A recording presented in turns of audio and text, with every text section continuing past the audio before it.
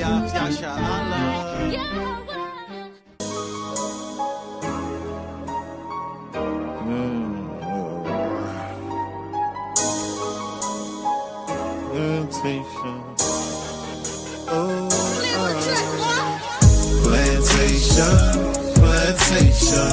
9 to 5 be the time I was wasting. Man, I feel like I need a vacation. Saving up for my resignation. Why I feel like my manager hating. Ain't the one for no verbal castration. This government ain't giving reparation. We'll go to crime trying to fight the temptation. Rejoice in tribulations, demonstrate patience in every situation, picking up the pieces to their heart restoration. People broken hearted and in need of salvation. We in captivity, we done lost our history. Disconnected from his laws, now there's no integrity. Here's the book and let them see, because they dying in these streets. Walking in darkness and where the carcass is, the eagles be. Walking in darkness and where the carcass around us like vultures. Murder on their mind when they approach us. Let your light shine, watch them scatter like roaches. Babylon falling cause we taking back our culture. Heal our land, Abba now, put us back in agriculture. This word burning them up, Romans is a flamethrower. We prophesy destruction, nukes coming, game over. International, continental, ballistic missile. Them bombs dropping like rain, no drizzle. The lake of fire make them sizzle. Showing fruits of the spirit, we don't gather figs of thistles. That's the dog, you know, so just like you were saying, right?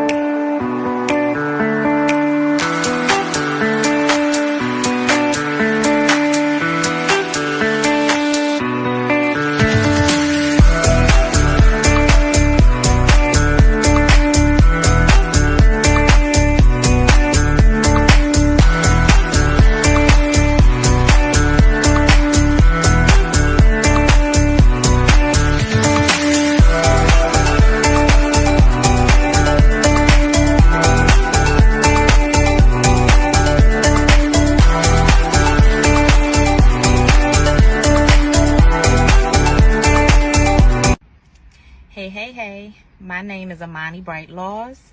I'm a travel business owner. My business is Always Shine Bright Travel, where we help you discover your next bright destination.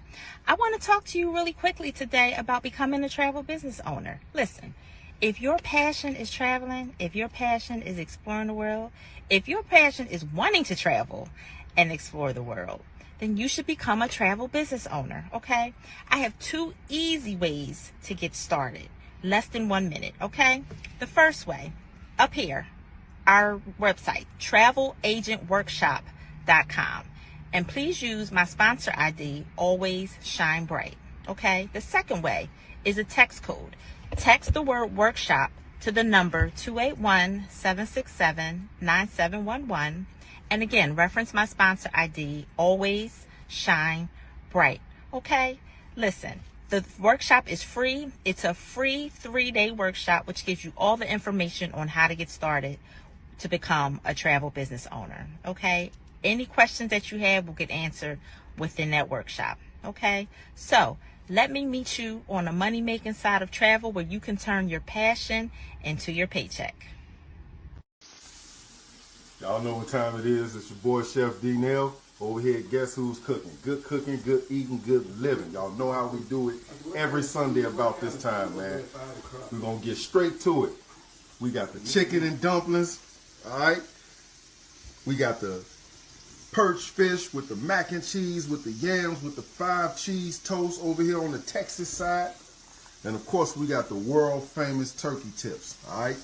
We also got, on this one, we got the greens with the turkey tails, and we got the spaghetti. You already know what time it is, man. Hit the link, 773 992-4737 is the phone number to place your order every Sunday. All right. And you can hit us up on the Cash App to make payments at Guess Who's Cooking, the number 2. All right. You can hit the www.guesswho'scooking on the World Wide Web.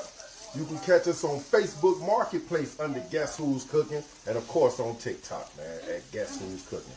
Come on down. Get your orders.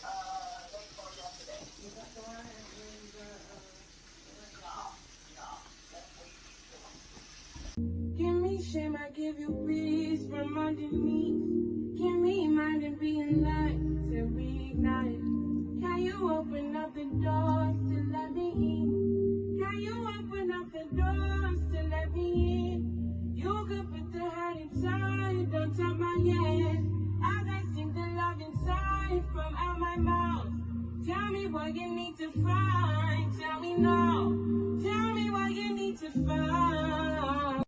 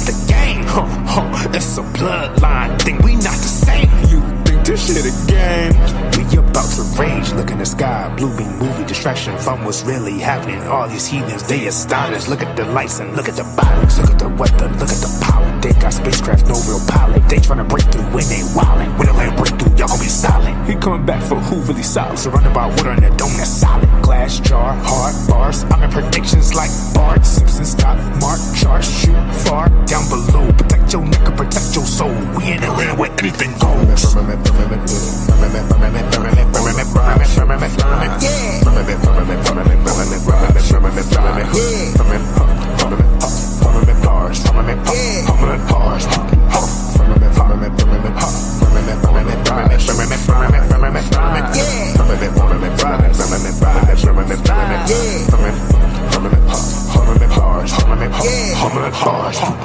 Far above your atlas, demons get no access. Evangelists, activists, and I do get active. Christianity, insanity, deserted like a cactus. Pricked by the Blix, automatic acrobatics. Make a heathen air dynamic, floating backwards. I carry iron like my son is a blacksmith. Heavenly realms, heavenly dwell in the Torah Milky Way on a galactical scale. Flow solar, hawk, polar, Yahweh soldier. With composure, stay sober, the world is over. When the prophets arrive, keep it kosher.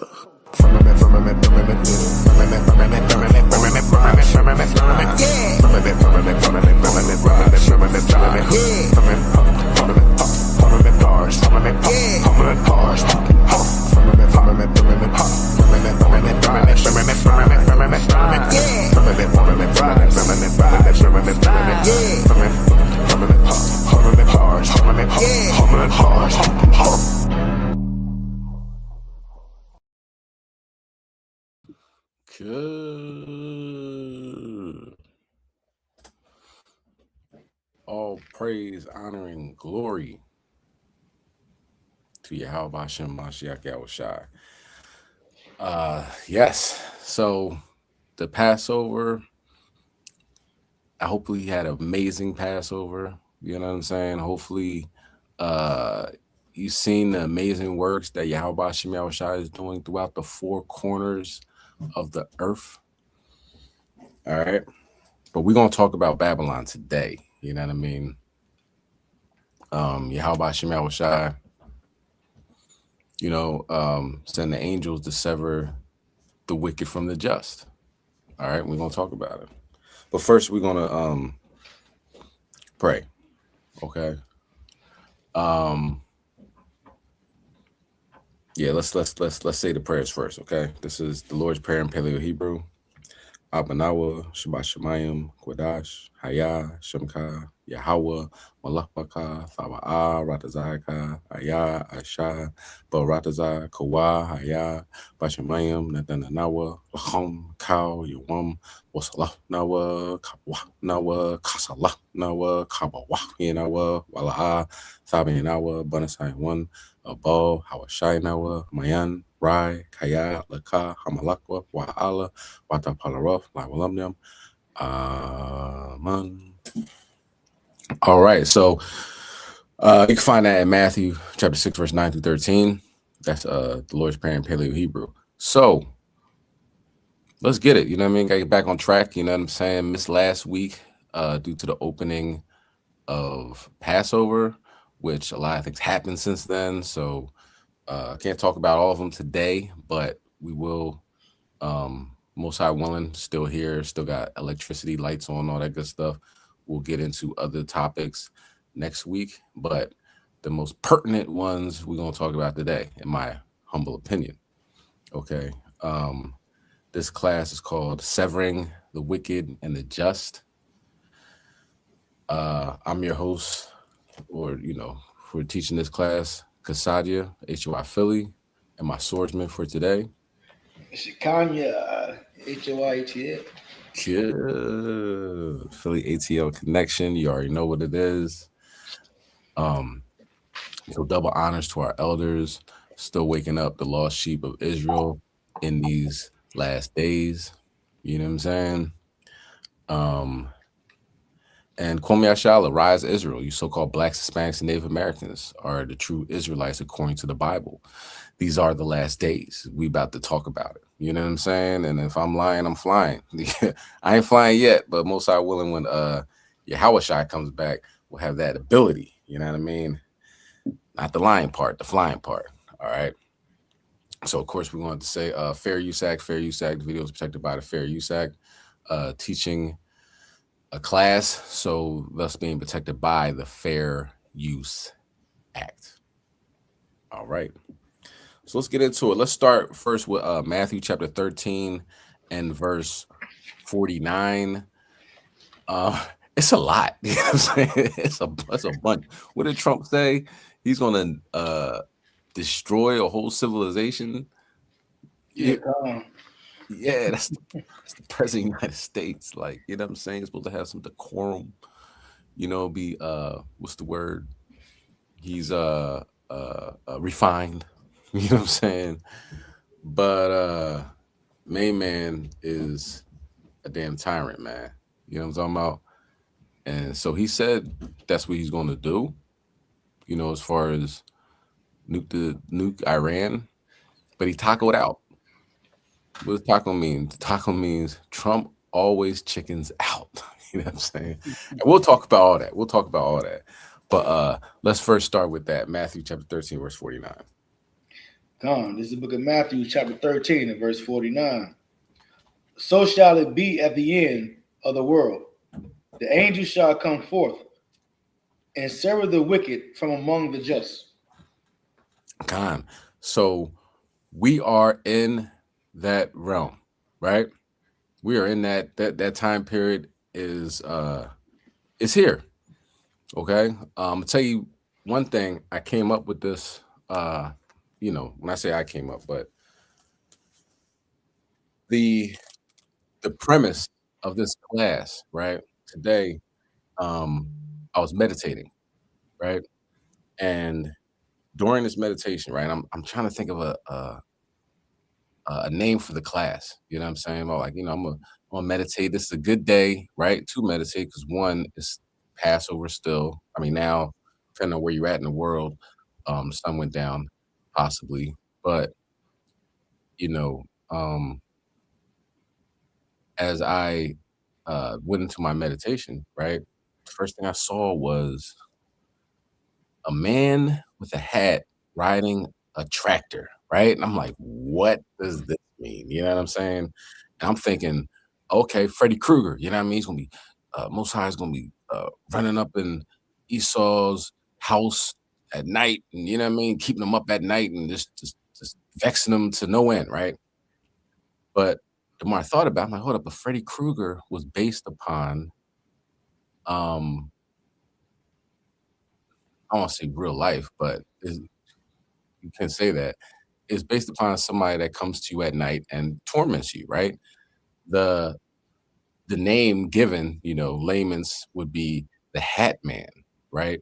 If you know anything about, we talked about this during Wednesday classes, but to kind of revisit, um, like shadow figures be like vexing people at night, meaning like they'll rip you out of bed. If you ain't got a hedge of protection around you, you catching it. And Esau catches it all the time. And I put videos up with Esau getting ripped out of bed, they children, getting pulled underneath the bed, like just some of the most horrific nightmare fuel things you can think of, right? So, and that's what Freddy Krueger comes to at night, right? And this, I guess, deity or entity rather, Hat Man, is like the boss. It's almost like, I would say, like the like how the Archangel Michael is like a powerful force for on good. This entity will be on the opposite side. You know what I mean? Like almost like pure evil. You know what I mean? People see it, they get really upset and scared, fearful, and all that, right? And it's kind of based upon that's what Freddy Krueger is based upon, rather. So I saw that type of figure on a tractor, and I'm like, what does that mean? But then, as I further meditated, it came to pass that I think I know what that means. So let's stay in Matthew. Let's go up to verse 36. Bubba Gashar. Book of Matthew 13 and 36. Then Jesus sent the multitude away and went into the house. And his disciples came unto him, saying, Declare unto us the parable of the tares of the field. Read on. He answered and said unto them, He that sows the good seed is the Son of Man. The field is the world. The good seed are the children of the kingdom, but the tares are the children of the wicked one. Keep going. The enemy that sowed them us the devil. The harvest is the end of the world, and the reapers are the angels. So this guy was riding on a tractor as a reaper. You know what I'm saying? When I say like a tractor, meaning like, people ride when they're in the fields reaping the harvest. You know what I'm saying? So that had me flip what,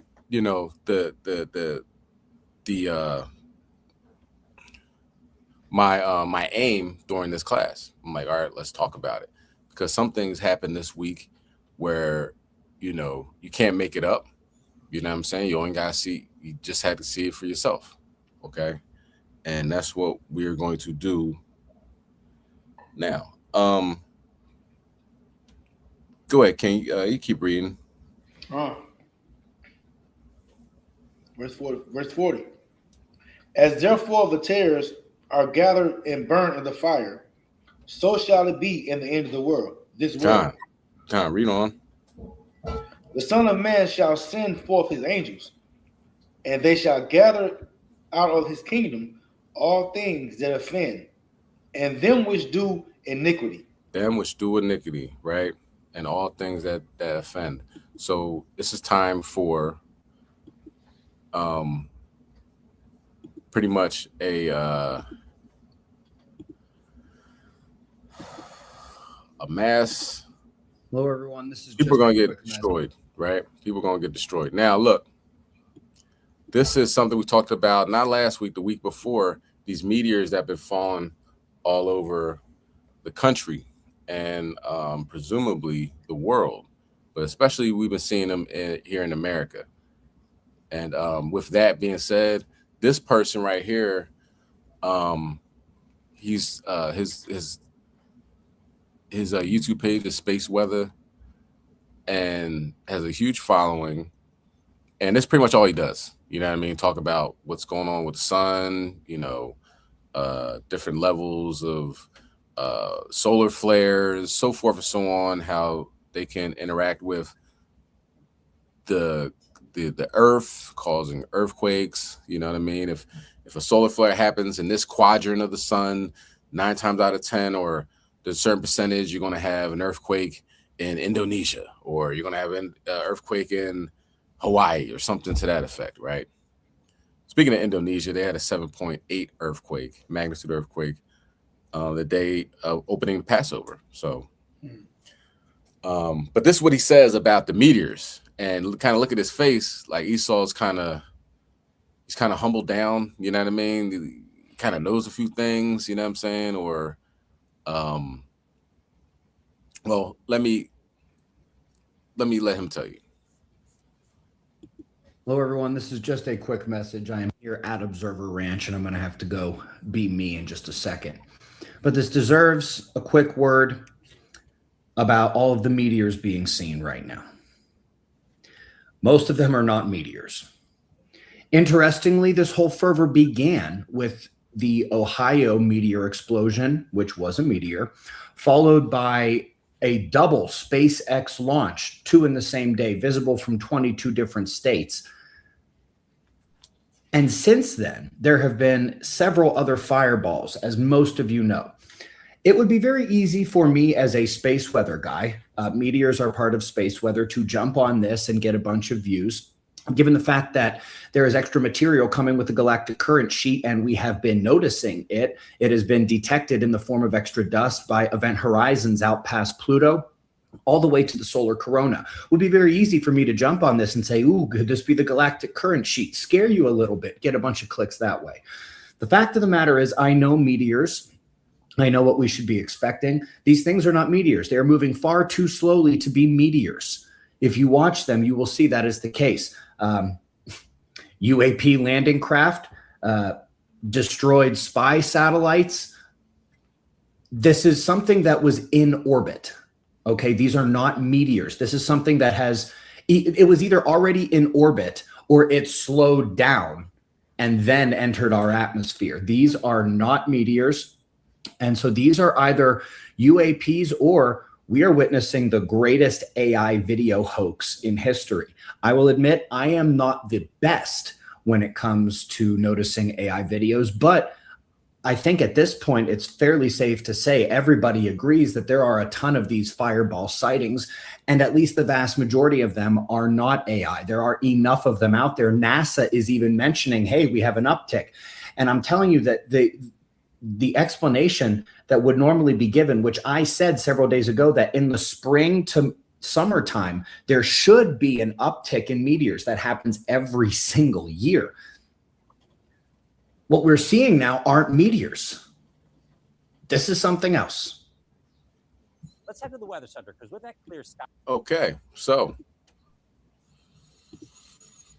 Esau's pretty hesitant to say, they might be UAPs. And for those who might not know, UAP is unidentified aerial phenomenon. They stopped saying UFOs just because Esau can do what he wants. You know what I'm saying? Like, the Gulf of Mexico is now the Gulf of America. You know what I mean? They switch it up whenever, whenever they feel fit. But chariots, that's pretty much what he's saying. He's saying these things, the way they coming in, they don't seem to be meteors. Really? You know what I mean? What gave it away? That the fact that some of them stop and change direction, that they flip and start going in circles or do U-turns, and you know what I mean, disappear and then reappear.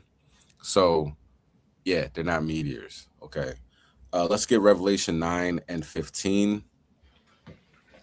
We're going to talk about it because right now we are still in the field, right?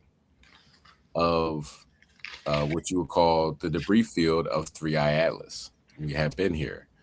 And all of a sudden, these strange meteors, quote unquote, have been coming through in the sky and really all over Babylon, Texas, Ohio, California, Pennsylvania. One just flew by, I believe, 2 days ago, or was it yesterday? From like Connecticut to New Jersey, you know what I mean, everywhere in between. And geophysicist Stefan Burns, he's also a YouTuber and obviously a geophysicist. He said this is not a meteor, you know what I'm saying? He says this is a UFO. He said the UFOs are here. And this is somebody that doesn't jump out the jet like that. You know what I'm saying? It's somebody that's, oh, we're going to figure out what it is. We'll, you know, do the analysis and this, that, and the third. He's like, nah, UFOs are here. So it's being very well researched and documented that these things aren't meteors. And we're going to talk about some things that they're doing. But let's get that. Revelation 9 and 15, King. So that's the book of Revelation, chapter 9 and verse 15. And the 4 angels were loose, which were prepared for an hour, and a day, and a month, and a year, for to slay the third part of men. Con, read on. And the number of the army of the horsemen were 200,000. And I heard the number of them. Con. So these, you know, this prophesied that, you know, when Yahushua comes back, it's going to be a bunch of chariots. You know what I'm saying? And what we can see is that we're seeing a bunch of chariots. Okay. Let's continue on. Let's go to, in fact, let's get Luke chapter 21 and verse 28. This happened in Philadelphia, and like I said, through Connecticut, through New Jersey, right? This meteor is going super fast. I say meteor, quote unquote.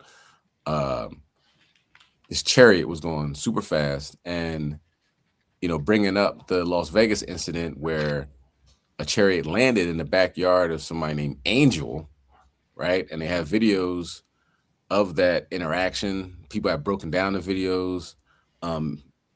I don't have it right now, but maybe next week, we're still here, I'll put that up. And you can see they were beings all over his backyard. Very strange incident. He had a camera pointed there. They never showed the footage of the camera. The police went back there with their body cam footage. They said, oh, we can't release it because this is somebody else's property. Very strange things happened with that whole incident.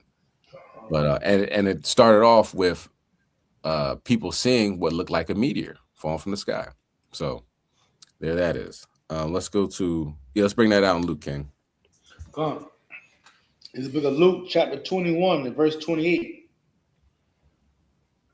And when these things began to come to pass, then look up and lift up your head, for your redemption draweth nigh. Your redemption draweth nigh. Let's watch the next video.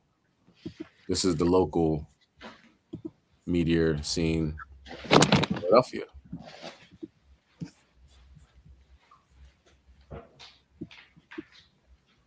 Let's head to the weather center, because with that clear sky, we actually had a little something flying through the air around 2:30.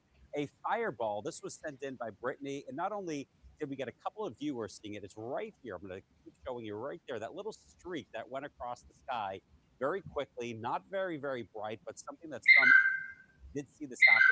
The American Meteor Society also noted a couple of those in South Jersey and southern parts of Delaware this afternoon. So kind of a little comet coming through as some debris burned up into our atmosphere. So you say. Now, let's see what happened as a result of these things, right? Because that's what really, you know, that's what really puts the cherry on top, so to speak. You know what I'm saying? Because, you know, the Most High is a God of judgment, loves judgment. And one thing that I noticed, notice this at the Passover closing yesterday, that, you know, the amount of violence that happened yesterday was crazy. And the people that got, the people that were victim of those violent acts. Um, it was very scriptural, if you will. Let's get Ezekiel 9, and we'll start at verse 1.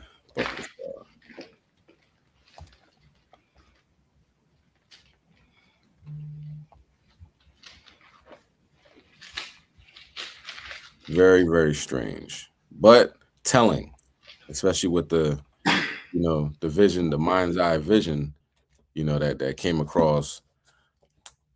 It's something that has to be talked about. So when you got it, you can bring it out, King. Ezekiel 9 and 4. This is the book of Ezekiel, chapter 9, beginning at verse 1. He cried also in my ears with a loud voice, saying, cause them that have charge over the city to draw near, even every man with his destroying weapon in his hand. Read on. And behold, 6 men came from the way of the higher gate, which lieth toward the north, and every man is slaughtered weapon in his hand. And one man among them was clothed with linen, with a rider's inkhorn by his side. And they went in and stood beside the brazen altar. He said, look, come on in. You know what I mean? Look, we about to destroy some things, right? They came in with their weapons. Go ahead.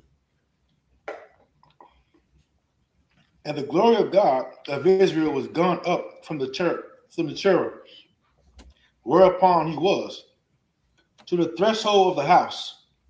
And he called to the man clothed with linen, which had the rider's inkhorn by his side. So, how was like, to these destroying angels, you know what I mean? Bring your weapons with you, okay? Now let's see what he says. Go verse 4. Verse 4. And the Lord said unto him, go through the midst of the city, through the midst of Jerusalem, and set a mark upon the foreheads of the men that sigh and that cry for all the abominations that had been done in the midst thereof. So, I mean, if you upset that, this is an oppressive place here in America, that you're going through it, that your people get last hired, first fired, you know what I mean? Like, if you're just upset and you ask the Most High, please, destroy this place. Most High said to the angel, set a mark upon those men, right? Go ahead. And to the others he said in my hearing, go ye after him through the city, and smite. Let not your eyes spare, neither have ye pity. So this is a killing field, right? Read verse 6, please. Slay utterly old and young, both maids and little children, and women, but come not near any man upon whom is the mark, and begin in my sanctuary. Then they began at the ancient men which were before the house. Began with the ancient men. So we're going to hold on to that verse 6. We're going to read that a few times because something happened yesterday that it was very obvious. You know what I'm saying? Very obvious that it was a judgment in Philadelphia yesterday, and we're going to talk about it. All right.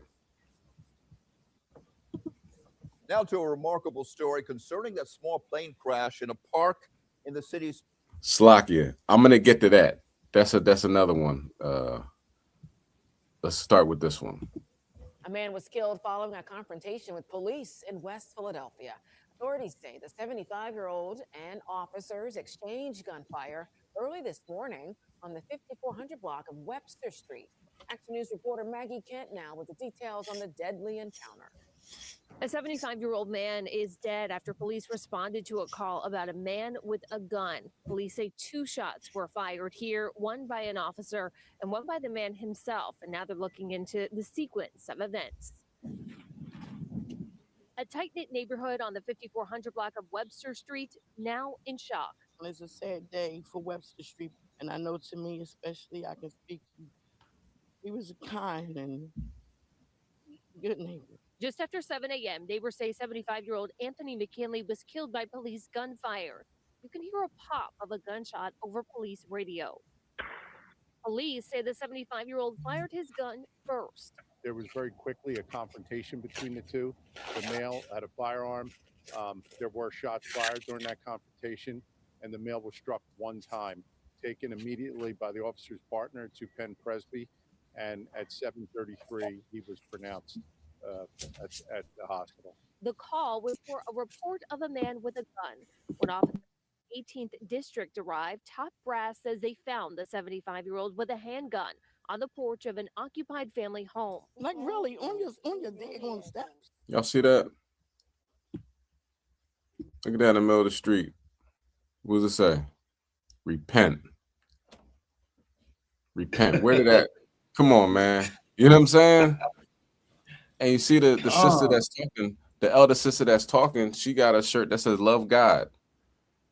You know what I mean? You can't make this up. And I guarantee, I can almost guarantee that after that man got hit, I don't think somebody ran out there and wrote that on the ground. You know what I'm saying? Because by the time that happened, the cops, you see all the tape. You know, it's 7 o'clock in the morning. The cops probably, you know, they immediately taped that off, called the, what they say, top brass, the white shirts over there. You know what I mean? That was written on there, I'm sure. And it's right outside this man's house. You know what I mean? And even if it was written later, even so, you gotta see it. You gotta pay attention. And watching this first time I seen it, I didn't know that was there. I didn't know that was there. Repent. All right, let's keep going. On the porch of an occupied family home. Like really, on your daggone steps. Like what happened? Questions, no answers. Not yet. Investigators say it happened quickly. In all, 2 shots were fired. In the end, McKinley was killed by an officer's shot. Neighbors are in disbelief. Never had or show it. Slocky, let me see. I just want to see these shirts. I love God, but some of his children get on my nerves. Oh boy. I hear you, sis. I hear you. Let's say Jesus over people, please. Jesus, please, rather than people pleaser. Okay. Both of them got those shirts, though. Can't make that up either. All right, let's keep going. Are in disbelief. Never had or show any signs of mental illness or none of that stuff. Or no. It's unjustifiable. Determining if the shooting was justified will be the job of the DA's Special Investigation Unit and the Philadelphia Police Officer-Involved Shooting Unit, which is examining evidence to help piece together a timeline. The officer's body camera was activated, so we have to review that. There's a firearm recovered from the male, so we have to do a lot of analysis. Police have footage from the officer's camera and doorbell camera footage here as well. They'll be compiling that to get a clear picture of what happened and when. In West Philadelphia, Maggie Kent, Channel 6. All right, can you read Ezekiel 9 and 6? Book of Ezekiel, chapter 9, and verse 6. Slay utterly old and young, both maids and little children and women, but come not near any man upon whom is the mark, and began at my sanctuary. Then they began at the ancient men which were before the house. He began with the ancient men that were before the house. Okay, you got a 75-year-old man on his porch with his pistol, and he got shot by the police. Now, gentrification is a real thing. I can almost guarantee, I'm not going to guarantee, I can almost guarantee that it's some new Edomite that just moved in. Everybody knows this man on this block. Everybody knows he got his, you know, his revolver or something like that. He's sitting on his own porch. You know what I'm saying? In Philadelphia, you know, you sit on your porch, you might have your strap on you. You know what I mean? It's just one of those things. Somebody could run up on you. Somebody, you know, come in your house. You know, it's just things that go on in the city that, you know, brothers, you know, protect themselves, you know, protect their family, right? So some Edomite, I'm just guessing, this moved in 3 weeks ago. It's looking like, oh my God, he has a gun.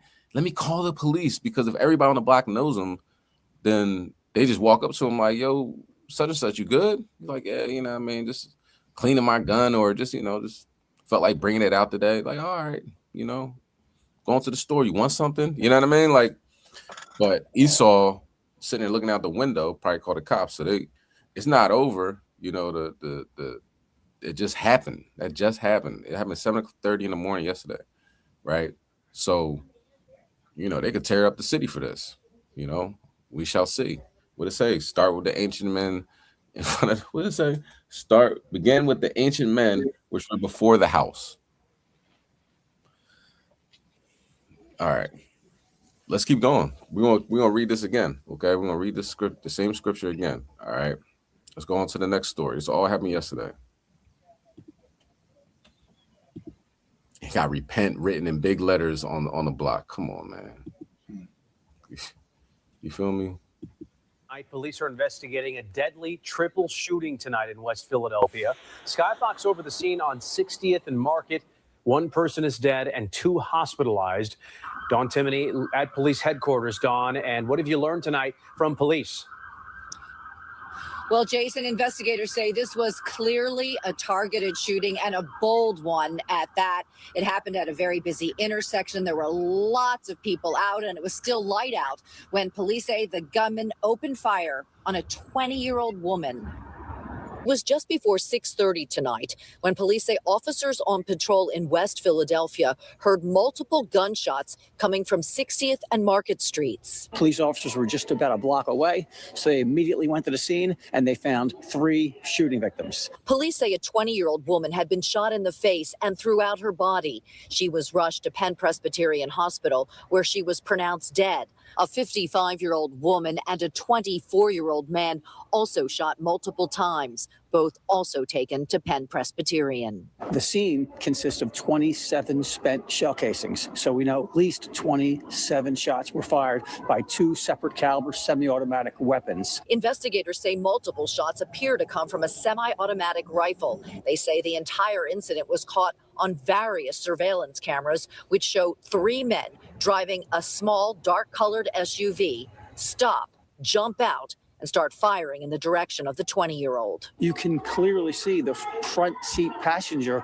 run up onto the sidewalk, stand over this 20-year-old female as she's laying on the sidewalk, and fire shots from point-blank range. Police say the 20-year-old was carrying a pizza she had just purchased from a pizza shop right around the corner and was... So question real quick.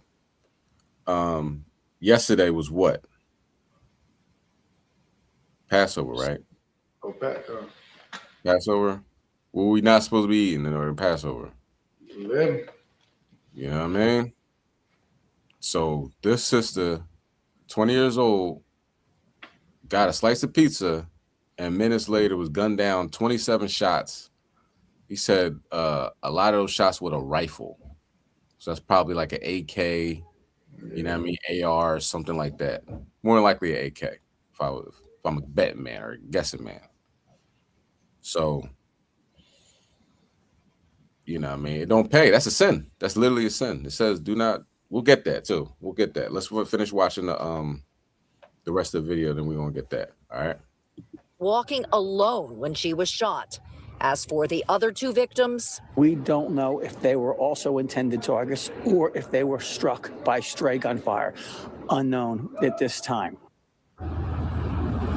So it is actually possible they were just innocent victims here. The 24-year-old and the 55-year-old are in stable condition. So far, police say they have no motive for this shooting, but they say surveillance captured the SUV leaving the scene from various angles. So, Sheba, they do have a lot of video evidence in this case. Back to you. Yeah, still so perplexing. Hopefully we'll have more answers tomorrow. Dawn, thank you.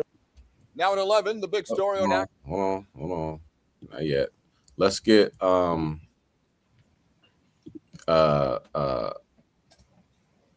Exodus 12 and verse 15. You know, so it's not unusual for somebody to get shot in Philadelphia. Okay, like I'm sure everybody that on this call understands that, but on this lesson understands that, but when it's a 75-year-old man, that's kind of like, wow, that's too old. You know what I mean? Retirement age, you should be chilling, not getting shot by the police. And then you see a woman get gunned down by men, you know what I mean? That's kind of perplexing. You got to sit back like, wow, what did she do to, you know what I mean? 27 shots in broad daylight. That block has police stationed out there. You know what I mean? It's sad, but you know what I mean? Like the police have to sit out there or stuff like this happens. You know what I mean? People get off the train or L or whatever and they get shot or not a shot, robbed or whatever. So it's a very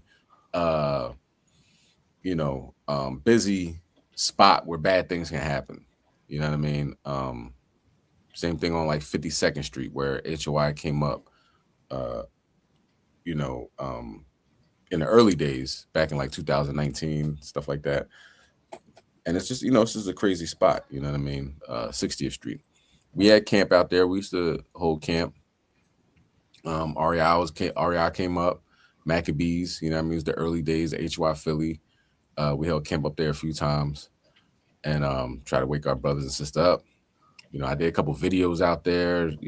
People, as soon as the cops leave, somebody's getting shot, sadly, but that happens.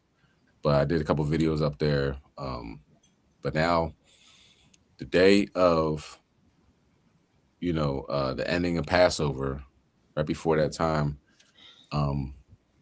triple shooting, one person died. Let's bring that out, King. Book of Exodus, chapter 12, and verse 15. 7 days shall ye eat unleavened bread. Even the first day ye shall put away leaven out of your houses. For whosoever eateth leavened bread from the first day unto the 7th day, that soul shall be cut off from Israel. That soul shall be cut off from Israel. All right. Now let's go back to Ezekiel 9 and 6. All right. This book of Ezekiel, chapter 9 and verse 6. Slay utterly old and young, both maids and little children and women. Become not near, Slaki, but come not near any man upon whom is the mark. And begin at my sanctuary. Then they began at the ancient men which were before the house. Okay. So there you go. Right now you have an older man and a maid. Now let's get to the next video. Now I seen this pop up on notifications as we were actually at the Passover closing. Now at 11, the big story on Action News is breaking news: a deadly double shooting in the city's West Oak Lane section.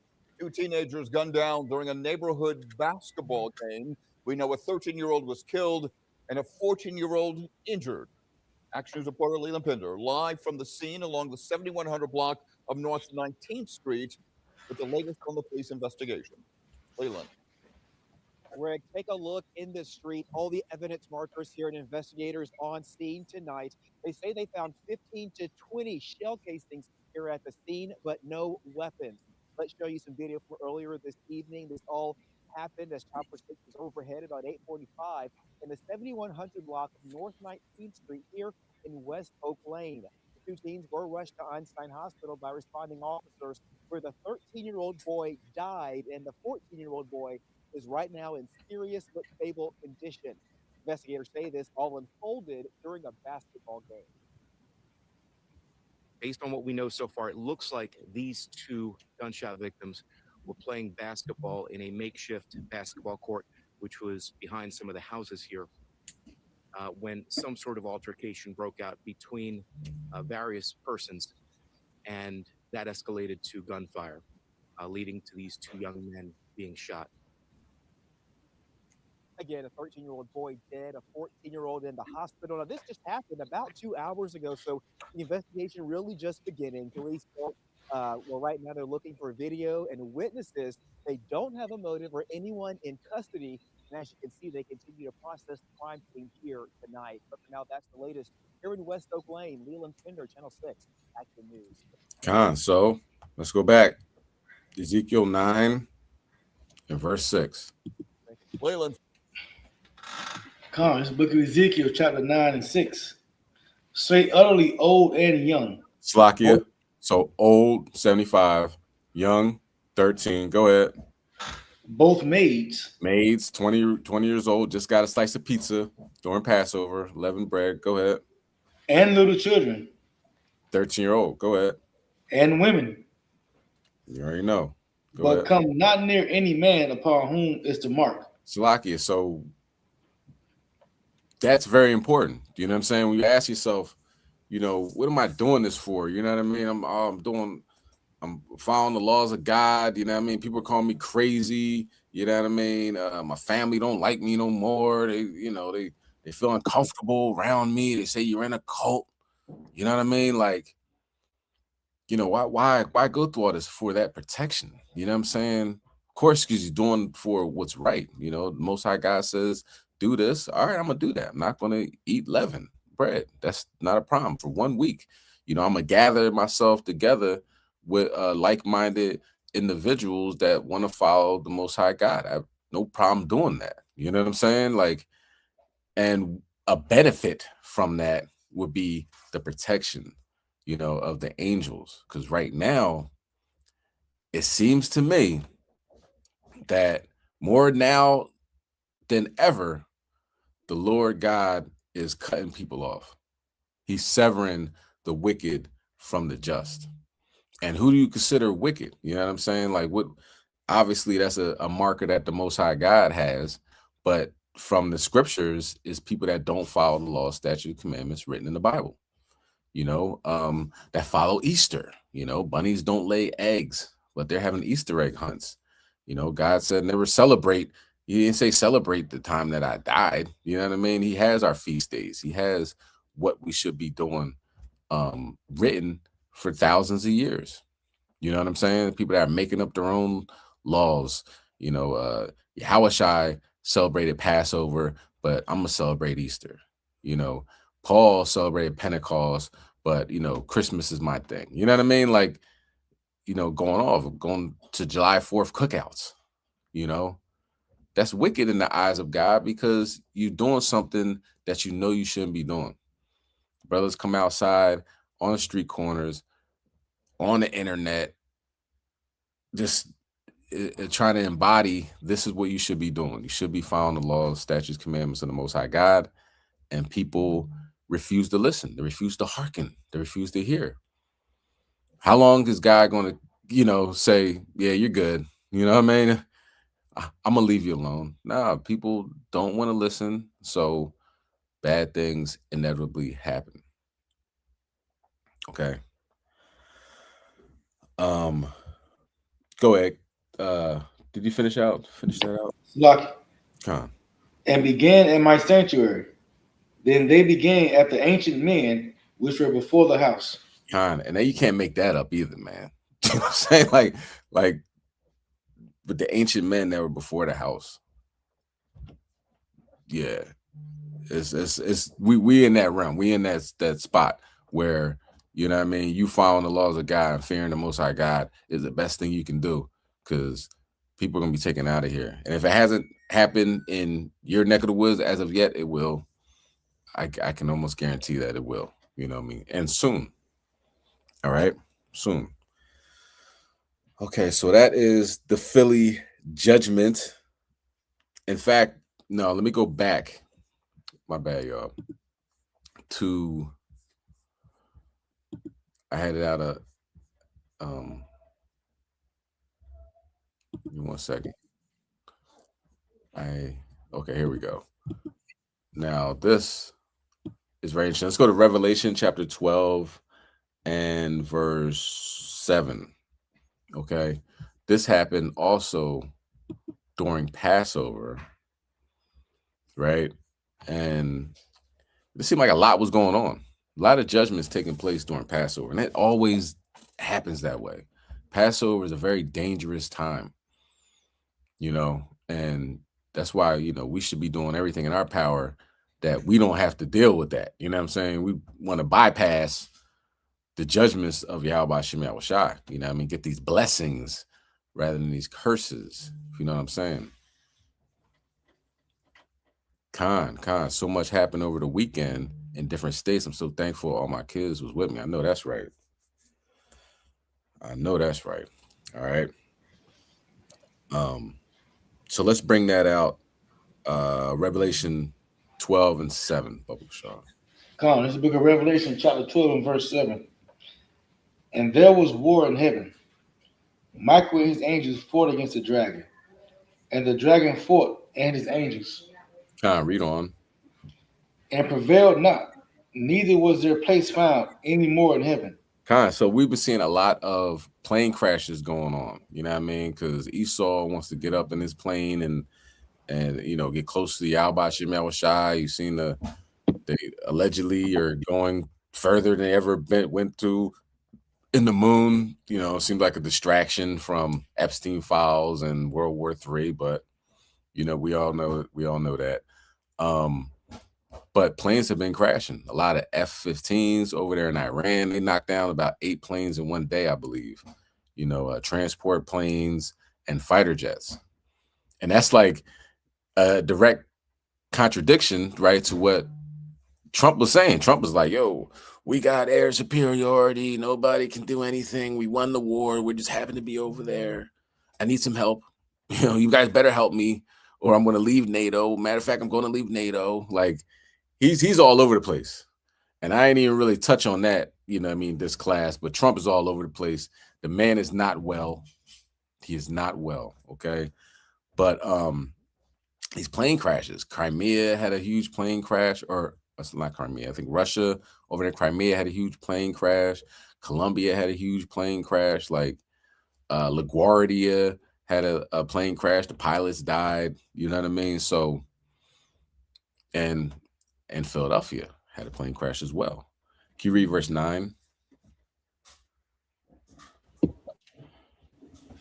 Verse 9.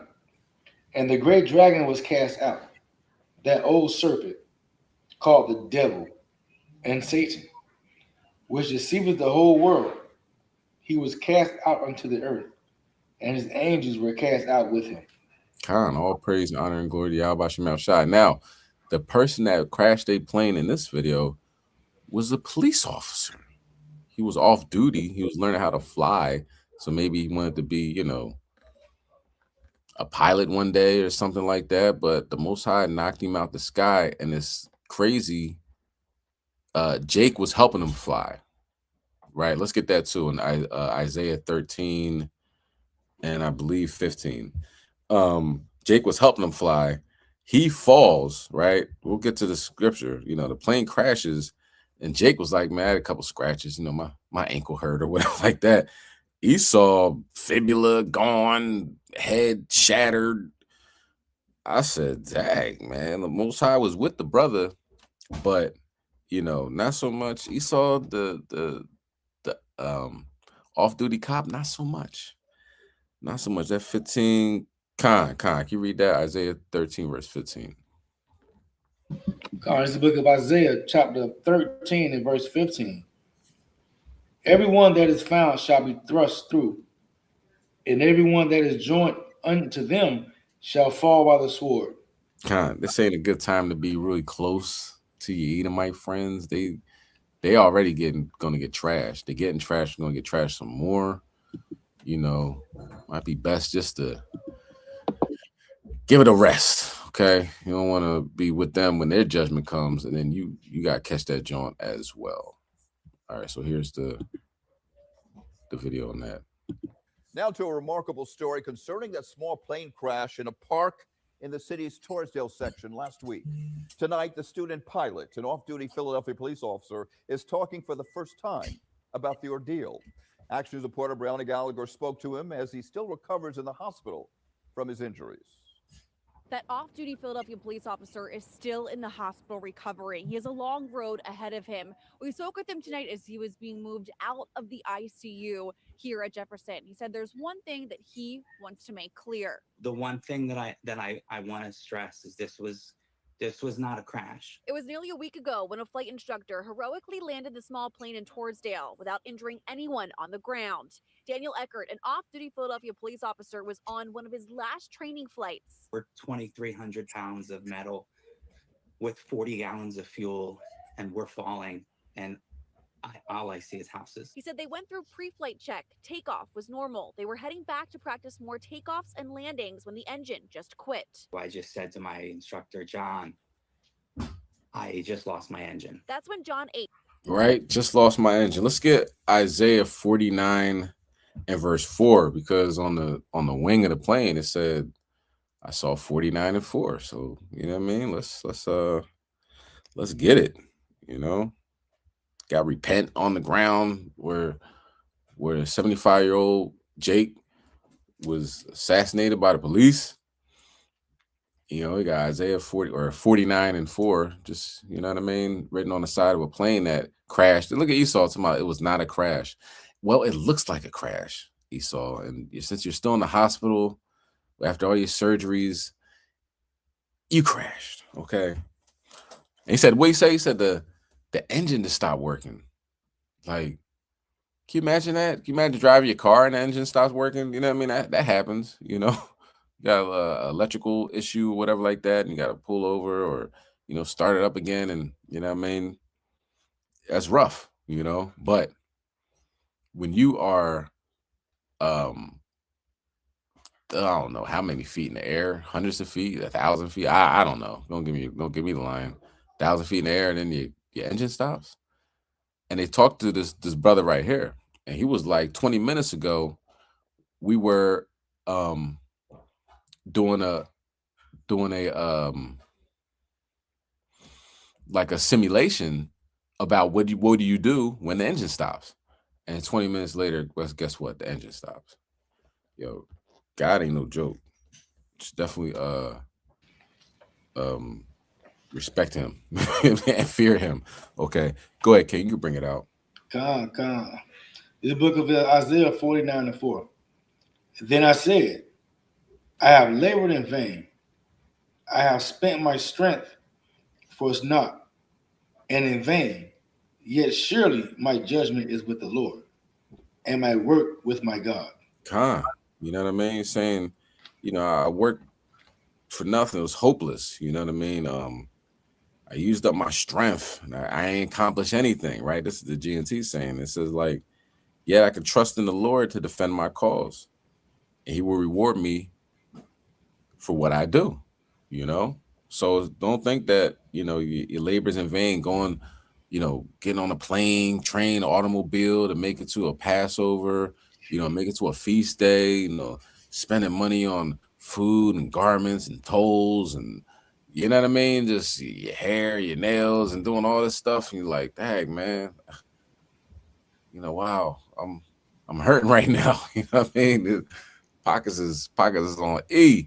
You know, like, what I do this for? You know, I could have stayed at home and watched it online and, you know, this, then, the third, right? And a lot of brothers and sisters had to do that because it just wasn't there. You know what I mean? Couldn't just make it up out of nowhere, you know? But the sacrifices you make to serve your Heavenly Father, you know, is not in vain. You know what I'm saying? Let's watch the rest of this.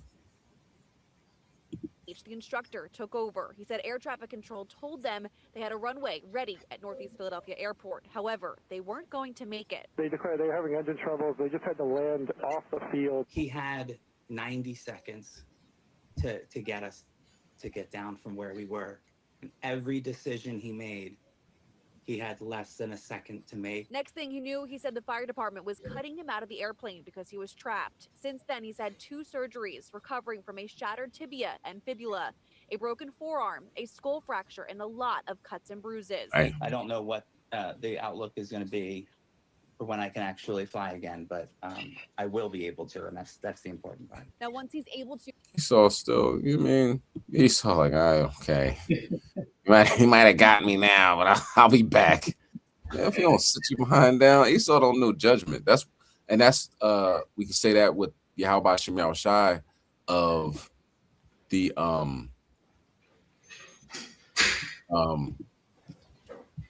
you know, the way the Lord works as far as hardening their hearts. You know what I'm saying? I'll be back out there. That's like Pharaoh. You can't go. You got to stay here. You know, blood, water, lice, flies, boils, frogs. You just don't get it. You know what I mean? But yeah, how about Shemal Shai? You know how he is. He's really on some. I'm gonna drag you. You know, I'm gonna drag you. This ain't gonna be a one hour judgment. You know what I'm saying? This is gonna keep going, and there's nothing you can do about it. You know, so. Go ahead, King. All that this man said, he don't call it a crash. What's right? The medical staff, the news media call it a crash. I'm gonna call it a crash. Right? That looked like a plane crash to me. You know, he said broken forearm, head, staples in his head, broken tibula, fibula, Abdullah Abangada. I don't know. Everything messed up with Esau, man. And he's like, well, it wasn't a crash. It was an incident. That's like Donald Trump. That's not a war. You know, it's not a war. It's just, we're just not agreeing right now, and we're dropping bombs on each other. So it's just not. It's not what you call a war. Something wrong with Esau, man. Upstairs, and he ain't right. He ain't right. All right. You know. Let's continue on with the judgments that are taking place throughout Philadelphia right now. You know what I mean? Still in Philadelphia. Let's go to Matthew chapter 24. Let's see. And 2. Matthew chapter 24 and 2. Okay, now I just want to remind you all, there was a meteor, quote unquote, seen in the sky. You know what I'm saying? We all know how Passover gets down. Like the Most High is judging on Passover.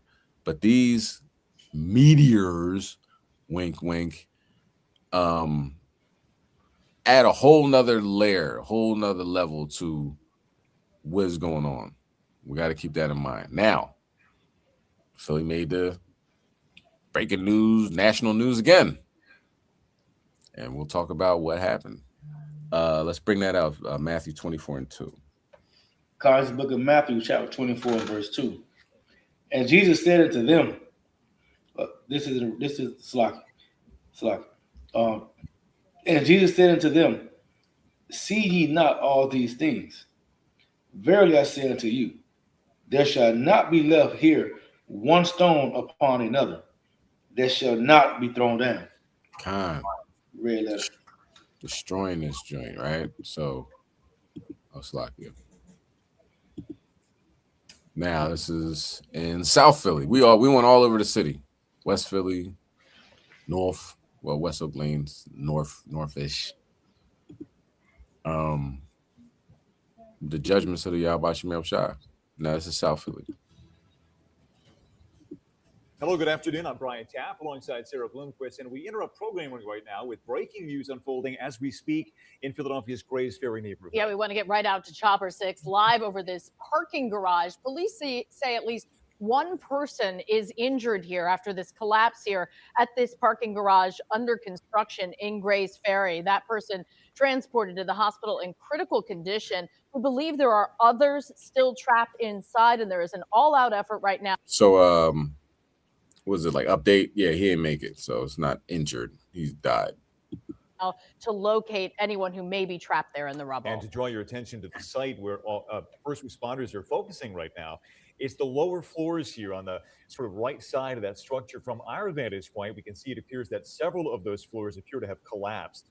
We can also see that first responders are keeping some distance from the scene right now. We did see a drone flying, obviously, as they're sort of getting the sense of the structural integrity of that building before they put any first responders into harm's way by going inside to address those individuals who may be trapped inside. Let's get right to Action News' John Paul. live near the scene. John, we can see that over your shoulder. What are you learning from the scene right now? Yeah, Brian, Sarah, I'm staying in the parking lot just across the street from this collapse itself. Now, you had mentioned where this was all happening. It's in that large shaft right there. We believe that is the stairwell or where the elevator would go. And it looks like that collapsed. Maybe some stairs inside there are what collapsed and kind of pancaked down.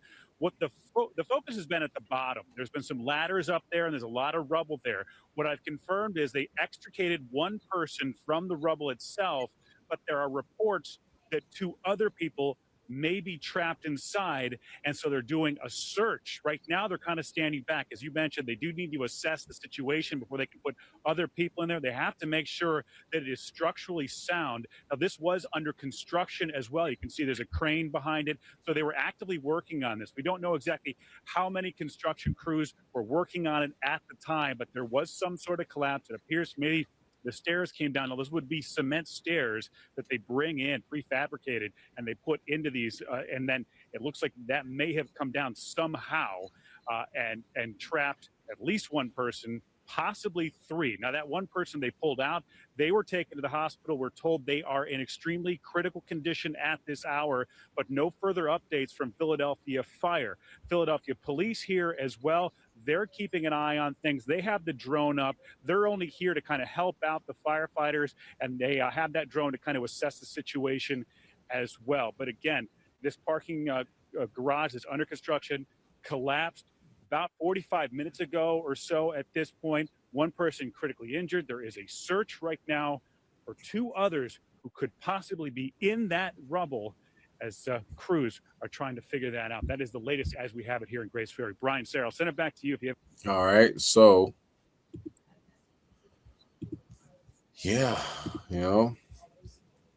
national news once again. So, a parking garage fell on somebody. That has to hurt. You know what I'm saying? But scriptures talk about, not one stone, going to be standing when this thing's all done. Now, we can look at Lebanon today.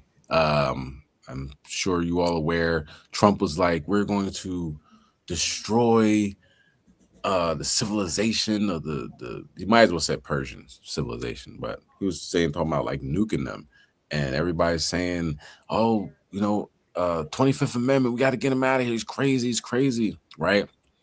Here you go, Iran makes a deal with the devil, which heathens, they ain't too smart. They ain't too bright. You know what I'm saying? You make a deal with the devil, the same devil that has habitually stabbed you in the back during negotiations. Like, you're going to negotiate with them, like, oh, negotiations going good, and all of a sudden your country gets bombed, and then you go to negotiations like, yo, what happened? They're like, who knows? Maybe it was your bomb that went off.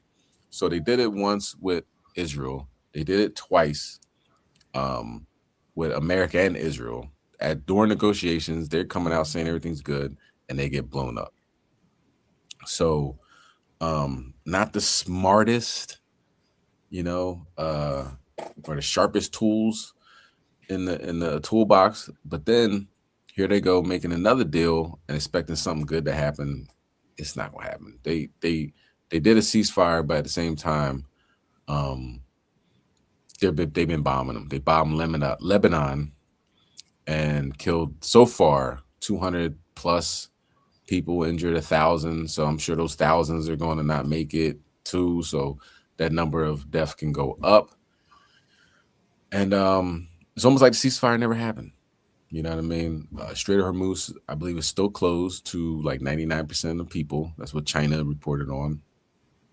So that ceasefire, you throw it out the window. It seems like peace, and then sudden destruction can come about. So stay focused, stay girded.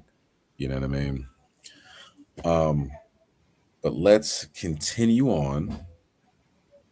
What's the next one? I think we're going to talk about Congress. Yeah, if I'm not mistaken, we're going to get into Congress. Is scared. Why is Congress scared? Why are politicians scared? Because they're starting to get information regarding the chariots and the angels that they can be walking around and you don't know who you're talking to or who you are. You know, they thought it's a regular person, but it's actually an angel. But we're gonna get to that.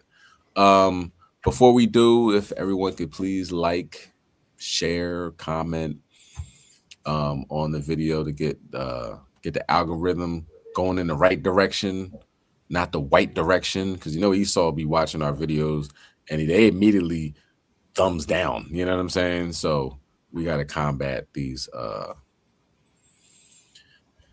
pale people. All right, do the right thing. Okay, so now let's get 2 Corinthians.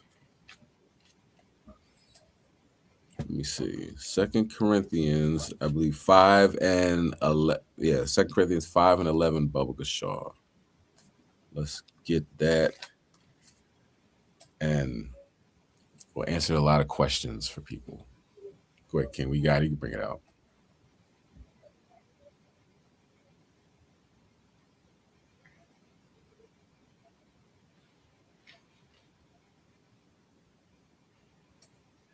You there, King? Oh, what was the stop slacking? Hold on.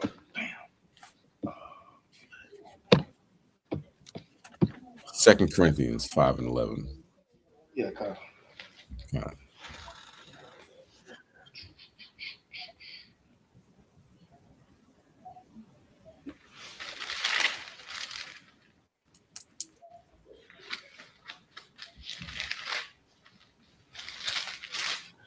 Corinthians 5 and 11. This book of 2 Corinthians chapter 5, verse 11. Knowing therefore the terror of the Lord, we persuade men, but we are made manifest unto God, and I trust also are made manifest in your consequence. Slaki, your consciences. Kind. So we know the terror of God. That's why we're out there. Like, repent. Do you hear me? Shaking them almost. Repent. Like I said, written in big letters on 55th and Webster. Repent. All right, come back to the law, statutes, commandments in the Bible. You don't understand what you got yourself into. The fact that you're on this planet and you are not following the Most High God, that means He don't need you. He will destroy you. He will destroy everything you know and love in the most audacious way possible. You know what I mean? In the most savage way you could ever think of. He's good and terrible. Repent. Stop it. Stop sinning. You know what I mean? So it seems that Congress is getting that as well. They said, if I tell you what it is that they told me, this whole in disclosure, they have like these skiffs or whatever where they're able to sit back and talk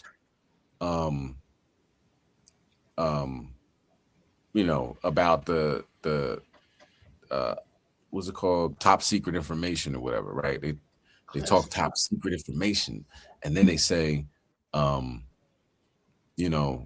tell the world, right? He said, if I told y'all, man, this place will come unglued. People went being unglued, meaning people wouldn't go to church no more. They're not going to work no more. They were sitting in their house, shaking in the corner, just, shook, scared, crying, shaking, and all that. You know what I mean? Wouldn't pay their bills, or just disastrous, right? That's what the congressman, Tim Burchett, said. And he also said that, if I tell you what I know, it'll keep you up at night. You're not going to sleep.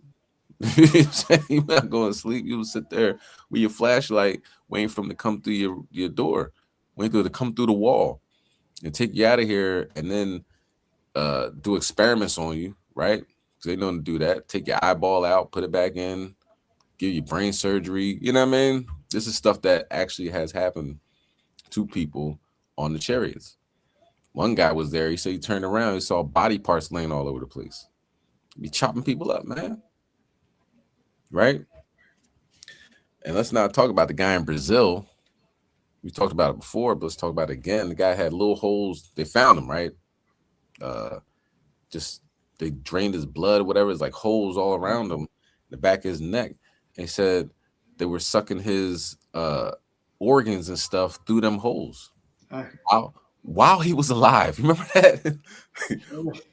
While he was alive. We'll talk about what was that, Second Ezra's? is it 6th or is it? It might be 9th chapter. Where it talks, I think, 9/11, right? It says, you'll know by death by pain. That guy literally died from pain, like his body shut down, like he couldn't take it no more. His body was like, all right, we're just gotta kill it. We gotta shut our nervous system down. The body's done. We can't take this no more. So that guy literally died from pain. So when that comes out to like regular people, that when I say regular people, just people that just pay their bills, go to work, come home, vote, you know what I mean? Can't get the latest Taylor Swift CD, or can't wait to get the latest Taylor Swift CD, and you know what I'm saying? Or stream, whatever it is nowadays. That would just be mind blowing to them. Like their head gone. So, but that doesn't mean it's not true. So eventually stuff's gonna have to come out, and imagine the pandemonium, the fear oozing from Esau and the wicked when they realize the stuff they are doing, there's consequences. All right, so let's watch the next video, okay? Regarding that. You heard about this, an absolutely wild story at a time when we could be on the verge of some kind of disclosure about alien life and UFOs from the White House. They've said this. 4 people who worked in government programs and knew a whole lot about that topic have either vanished or have been murdered.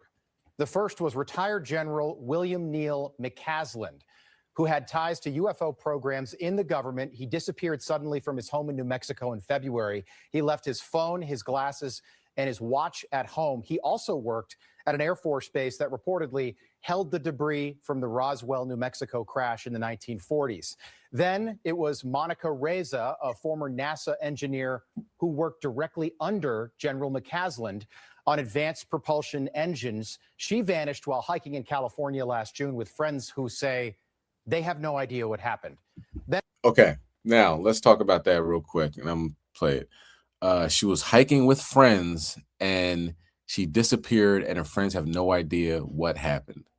If you are a Hebrew Israelite that aims to be righteous, that is doing the right thing as best as you can, and you have never watched Missing 411, it is on YouTube. It's free. You do not have to pay for it. If you have not seen at least one of the Missing 411s, there's one that's I think it's just, I don't know, it might just called Missing 411. The other one is called Missing 411 about hunters, right? And the third one is called Missing 411, and it's about so-called UFOs, about the chariots. I will watch that last, the so-called UFO one, right? If you haven't watched it, you're going off. You're going off. You know what I'm saying? Like, look, I'm not going to say it's going to keep you out of the kingdom of heaven. I'm not going to say that the Most High won't bless you for not watching. I'm not going to say that. But I'm just going to say, from my perspective, this is Chassadyah. This is thus save Chassadyah. Ain't thus save the Lord, all right? You're going off. You know what I'm saying? Because if anybody knows me, I've been talking about these Missing 411s for years, since they came out. You got to watch it, man. I'm trying to tell you, you will get so much enjoyment out of what Yahweh Shemel Shai is doing to these Edomites, man. It's all Esau. It ain't got nothing to do with us. We are so safe, you know what I mean, going into these woods for the most part, you know what I mean, to my understanding. But in these videos, you got to check it out. You got to check it out. You know, it's something special with us. Even if brothers and sisters aren't following the law, statutes, commandments, you know, they have an opportunity to repent. They have an opportunity to come back. Esau has no place of repentance. You know, just our spirit alone, the Most High might shake us up. But, you know, I haven't seen too many brothers going into these woods and not coming out. You know, anybody see that video where the little sister, little sisters with the sea lion at like SeaWorld, she's, you know, doing the circle and then running, the sea lion's just running with her. Like, people like, yo, these are special people. We are a special group of people. They, in fact, are not. So if you want to get a laugh I advise you to check out Missing 411. And you know what? It's not just for a laugh. You'll see, like, damn, let me really follow these laws, statutes, commandments to the best of my ability. I don't want that to happen to me. You know what I mean? Because it's bad. You feel me? It's bad. Okay. So it's just like this with this woman. She's with her friends. And all of a sudden, they're like, yo, where is she? She's gone, never to be seen again. She said it was last June. It's almost June again. Not a sign, not anything. Now, it's a possibility, if you watch the Missing 411 series, her boots might be found on a mountain. Her compass might be found by a water 5 miles away. Her jacket might be found in a tree 13 miles away. You know what I'm saying? Like, they playing with them. You know what I mean? They're like, well, how's this possible? How did she go up in a tree and then go on top of a mountain and then lose her shoes? They just be like, the angels be gripping them up, man. All right. And sitting them down and belt to behind. That's what it is. Belt to behind. All right, but let's continue on. It was Nuro Larejo, the director of plasma science at MIT. He was murdered in his home in Boston in December. And then it was Carl Grillmar, a Caltech astrophysicist, who discovered water on another planet where there may have been life. Carl was murdered randomly in his home last month. Our next guest says this was not a coincidence. Everybody's thinking it's UFO, but he had some nuclear secrets. There's just too many of them disappearing, Benny. Nothing happens by coincidence in this town or around this town.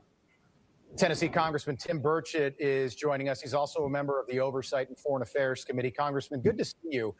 What do you think's going on here? I don't know exactly. I just know there are no coincidences in this town. These folks have disappeared or died mysteriously, and there's the only thing that ties them together is the fact that they work on things that are dealing with outer space, whether it's UFOs or nuclear secrets or missiles or what have you.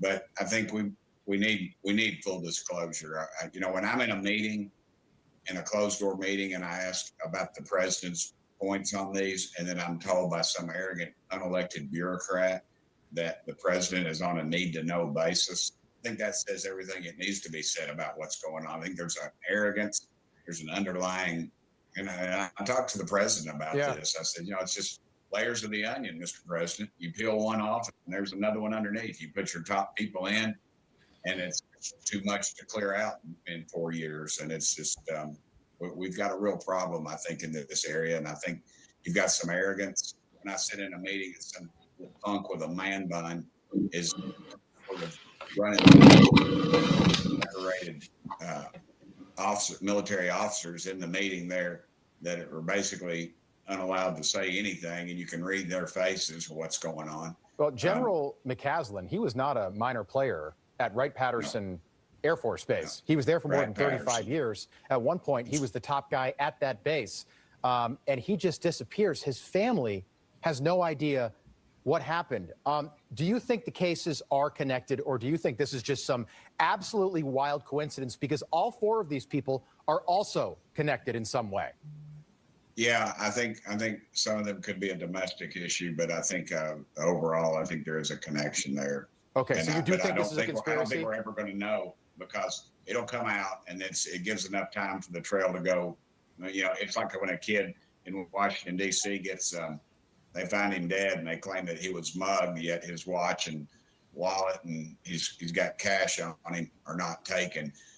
But that's just the story that's put out, and that's what we believe. So I just do not believe this is by coincidence. And people just do not disappear. And the connections between all four of these people. Not in this day and age. No, you've got to have some real inside type of operation. Okay, I want to play you a soundbite. Former colleague of yours, Matt Gaetz, making some pretty shocking statements yesterday about aliens. Take a look.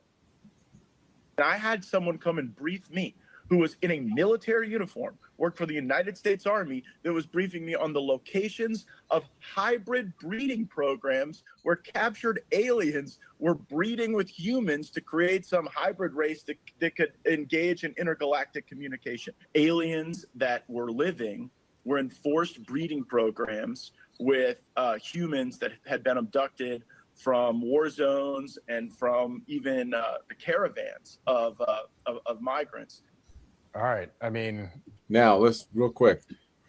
Forced breeding. Nobody's forcing angels to do anything. They run the show. Now, when you look at how Adam was made, you know what I'm saying, and Eve, and make man in our image and our likeness, it goes with that. And Hebrews 13:2, how you entertain angels unawares. So that is the scary thing that Esau is really saying, we have no control over, because you don't know who you're talking to. You know what I mean? You don't know if the person that walks by you is a regular human born here or is not. You know what I mean? Is an angel that looks like you. So they're just now figuring this out. This is something that I've really been talking about for a long time. You know what I mean? And not only me, obviously, it's in the scriptures, but I've been kind of like harping on, like, this is legit. And when people really realize what is going on, it's going to be heart attack season. You know what I mean? Man's hearts will fail them, the things that's coming to the earth. And he even explains that in this next segment right here, when he finishes out this interview. I don't have the tinfoil hat on just yet, Congressman, but I'm wondering, kind of how you react to that, because you are connected, you're on the UFO subcommittee. I mean, I'm just wondering what you make of that. Have you heard anything like that? Well, I'm still a member of Congress, so I can't really comment too much on what Matt said. But I will say this. Wait, seriously? Are you being serious, or is that tongue in cheek? I'm being 100% serious. Okay. I've been 100% serious. I've been briefed by just about every alphabet agency there is. And I'll just tell you this, if they would release the things that I've seen, you would stay up, you'd be up at night worrying about or thinking about this stuff. We just need to disclose it all. I'm sick of it. Well, I was briefed. I'll just tell you this. I was briefed last week on an issue, or excuse me, 2 weeks ago. And it would have set the earth on this country would have come unglued, I think, if they would have heard all that I heard. They would demand answers. And we need to. But it's never going to get, unfortunately, it just keeps getting covered up. And the people that know are dying or disappearing, as the case may be. Wow. And for the record, I'm not suicidal and I don't take risks. So, I'm glad you said that. I'm speechless, Congressman. We will have you back. You should be. And I told the president, release it all. And the problem is the people that are around the president don't know and the president doesn't know the questions to ask. A few of us are going to have to get with the president and tell him what he needs to ask and where he needs to look. I mean, we're in meetings and they give addresses and tell locations of items, I'll just say. And the public has a right to know, dadgummit. It's your tax dollars. Absolutely. Let's get it out there. You got my attention, Congressman. I appreciate you being as forthcoming as you have been tonight. And we look forward to having you back. Look, I know Donald Trump wants to disclose something. He hasn't done it yet, but I think he wants to be the president to do that. Tim Burchett, thank you. He does. Yeah. He does. Thank you, brother.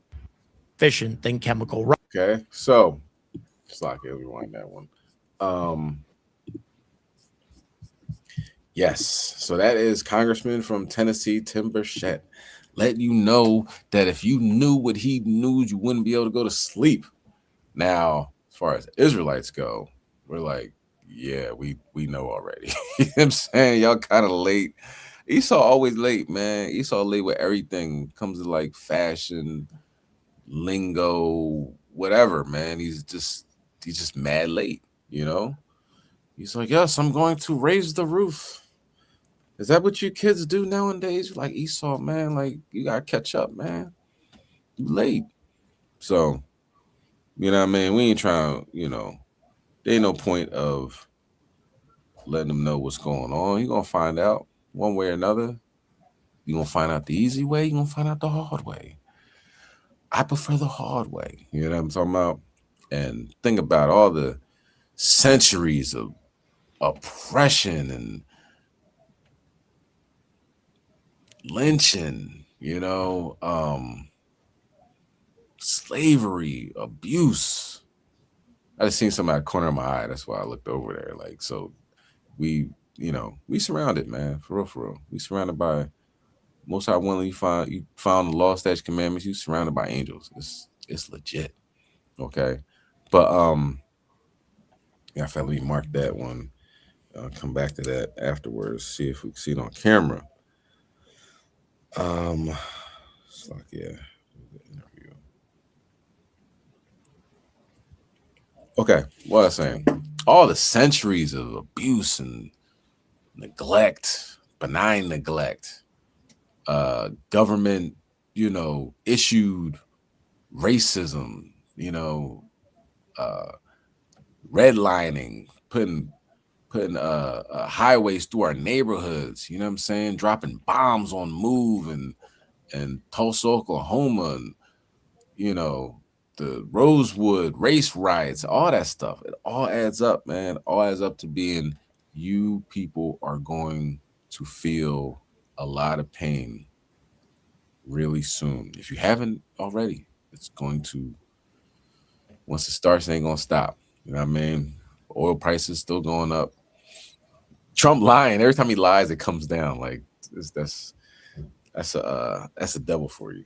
But anyway, back to the original point. Congress is scared. When American people find out, they're going to be scared, and there's nothing at all they can do about it. Can't go nowhere, can't go in the ocean, can't go to Mars like Elon Musk wants to do. You're stuck here. Just find yourself an Israelite that follows the law, statutes, commandments. This is Esau. Find yourself an Israelite that follows the law, statutes, commandments. Give them all your money. Give them all your jewels, your gold. Right over, what's it called? Like your bill of your house, your car. You're not going to need it. You know what I'm saying? You're not going to need it. Oh, my goodness. But don't believe me. You'll see. All right. So what's the, and start slavery early. Mow their lawn, you know, wash the car, fix the roof, make yourself useful, because your life's about to go completely haywire. All right. And that's a fact. All right. So now let's talk about the next thing, right? 3i Atlas. We was talking about that cyanide coming out of the 3i Atlas, and it reminded me of Mount Sinai, but it's a different word, cyanide. But anyway, the building blocks of life was coming out of that, what is it, 33-ton ship that disguised itself as an asteroid or something to that effect. And apparently, now they're looking at the analysts, you know, different, you know, biologics surrounding it. It was nuclear. The coma, it was a nuclear. I mean, come on, man. First things first. Let's get Isaiah 40 and 26. It was nuclear. There was like nuclear ships around it or something like that. Mind-boggling. This, you know, we're gonna watch a little bit what the old boy says on this next one, maybe a couple, like 5 minutes, whatever. But check it out, because this thing was more than what they were saying, and that's probably why they're really scared. He says, you know, Tim Burchett got his briefing 2 weeks ago. What happened 2 weeks ago? All these meteors are falling out, quote unquote, meteors are falling out of the sky. So he got a briefing then. Why would he get a briefing then? You know what I'm saying? We gotta play the timelines, because, you know, Esau gonna tell you but so much. But after the 3i Atlas, and now we're in the debris field, and these meteors are falling from the sky. They're doing flips and turning the other way around, this, that, and the third. You can go back 2 weeks ago with the Wednesday class, and we show it. You can see the meteor coming down, and it just stops, blinks out, comes back. You're like, oh, that ain't no meteor. That is a chariot. All right. But let's bring that out, King. Isaiah 40 and 26.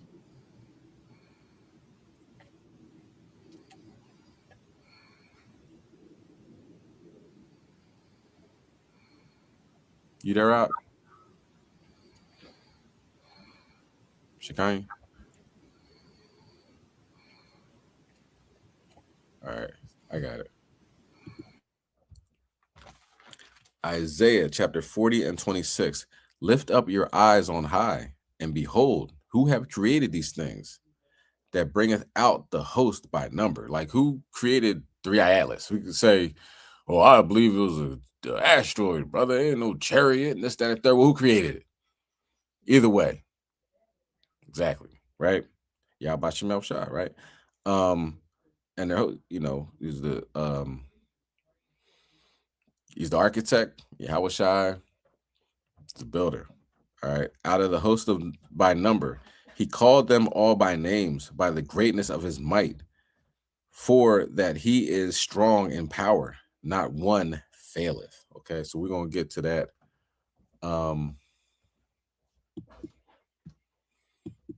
This next video, just a few minutes, but he's been following this for a long time. You know what I mean? And I think it's called like Angry Astronaut or something like that. So listen to what he has to say, and mind-boggling. It's all backed up by like science and everything, but he's just explaining it.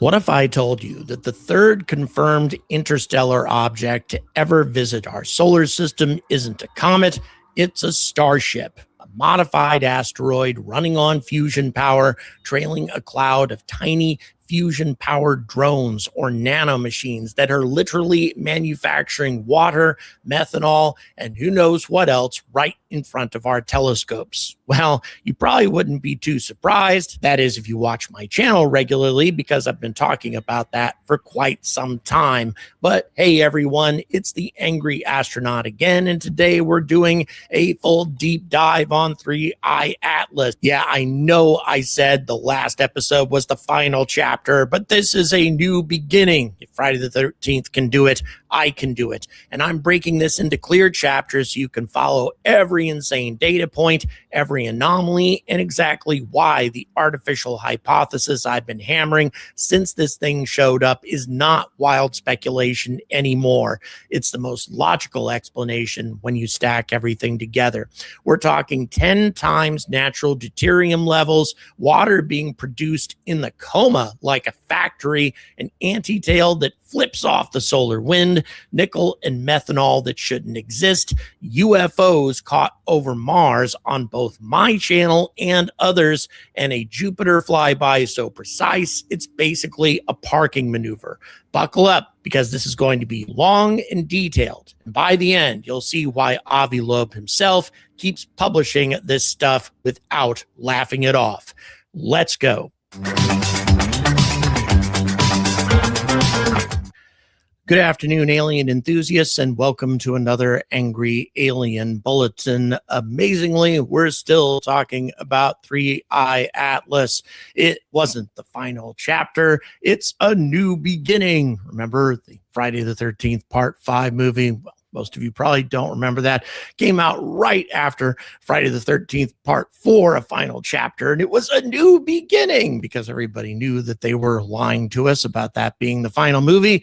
And I guess I was lying to all of you too about the final chapter of 3i Atlas. But all that having been said, in my defense, I at least said that there was a lot of new data, a lot of new studies and papers that were going to come out about this mysterious interstellar object as the data continued to come in, as we learned more and more about 3i Atlas and just how bizarre and unusual of an object it is. It's still in the solar system, hasn't even passed the orbit of Saturn yet, still well within the solar system, and definitely still worth talking about. All that having been said, Avi Loeb recently released another article in Medium about all of the deuterium. Glad that he started to pay attention to that, or perhaps an artificial explanation for the deuterium, as I had been doing on my channel for some time. Part of me really hopes that he's keeping up with what I do, but it's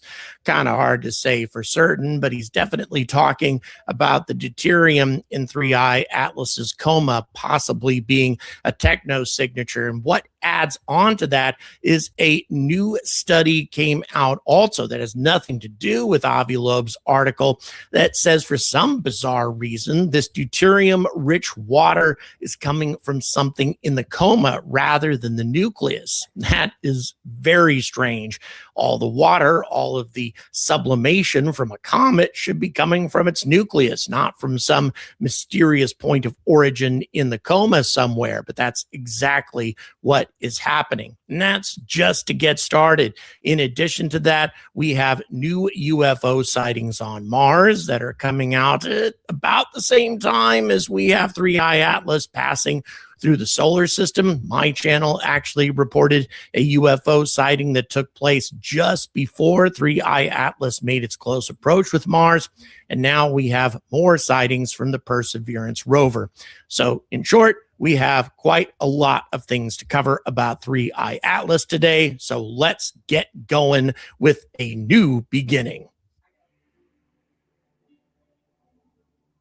So in case you don't know, Avi Loeb is a Harvard astrophysicist. Actually, he was the chair of the Harvard Astrophysics Department for 10 years. He's the guy who literally wrote the book on Oumuamua, the first interstellar object to pass through our solar system, or at least the first to pass through and get detected, and other technological signatures in space.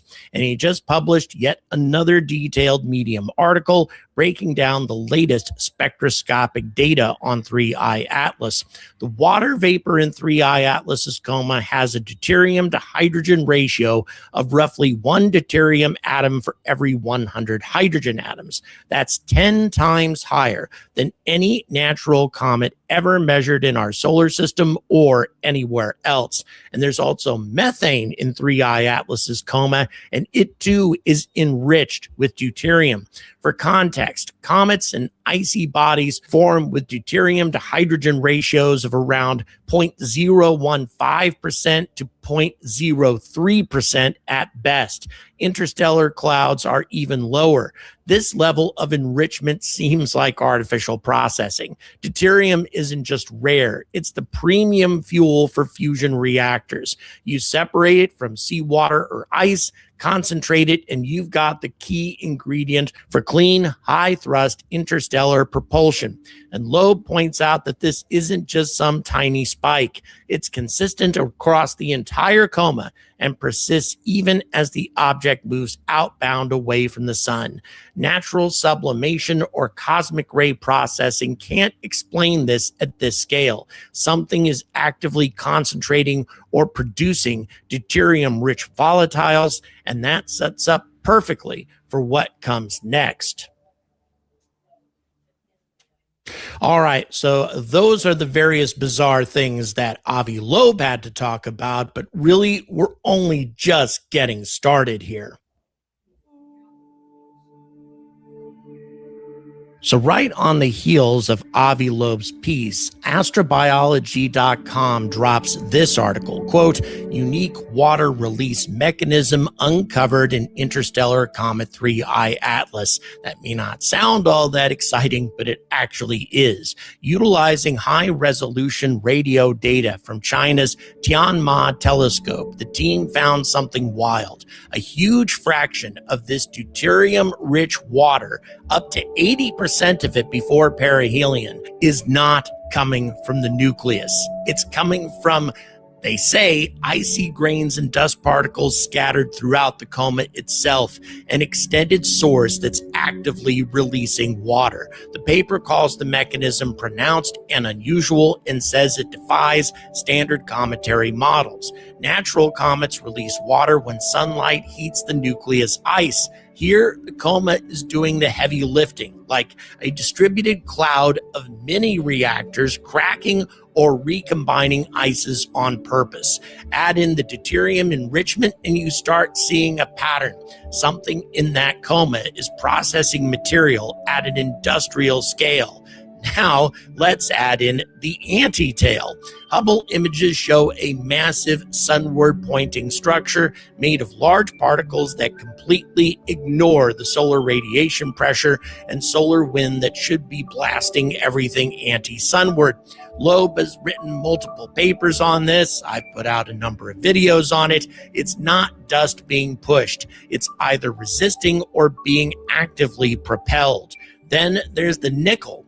The Very Large Telescope has revealed extreme nickel production in the coma at distances where temperatures are far too low to naturally vaporize metals. Nickel-iron ratios are off the charts early on, with nickel atoms lighting up the spectrum while iron was barely detectable. The papers concerning this discovery called it puzzling and exceptional because nickel just doesn't evaporate from ice at 3 astronomical units away from the sun, which is where it was detected.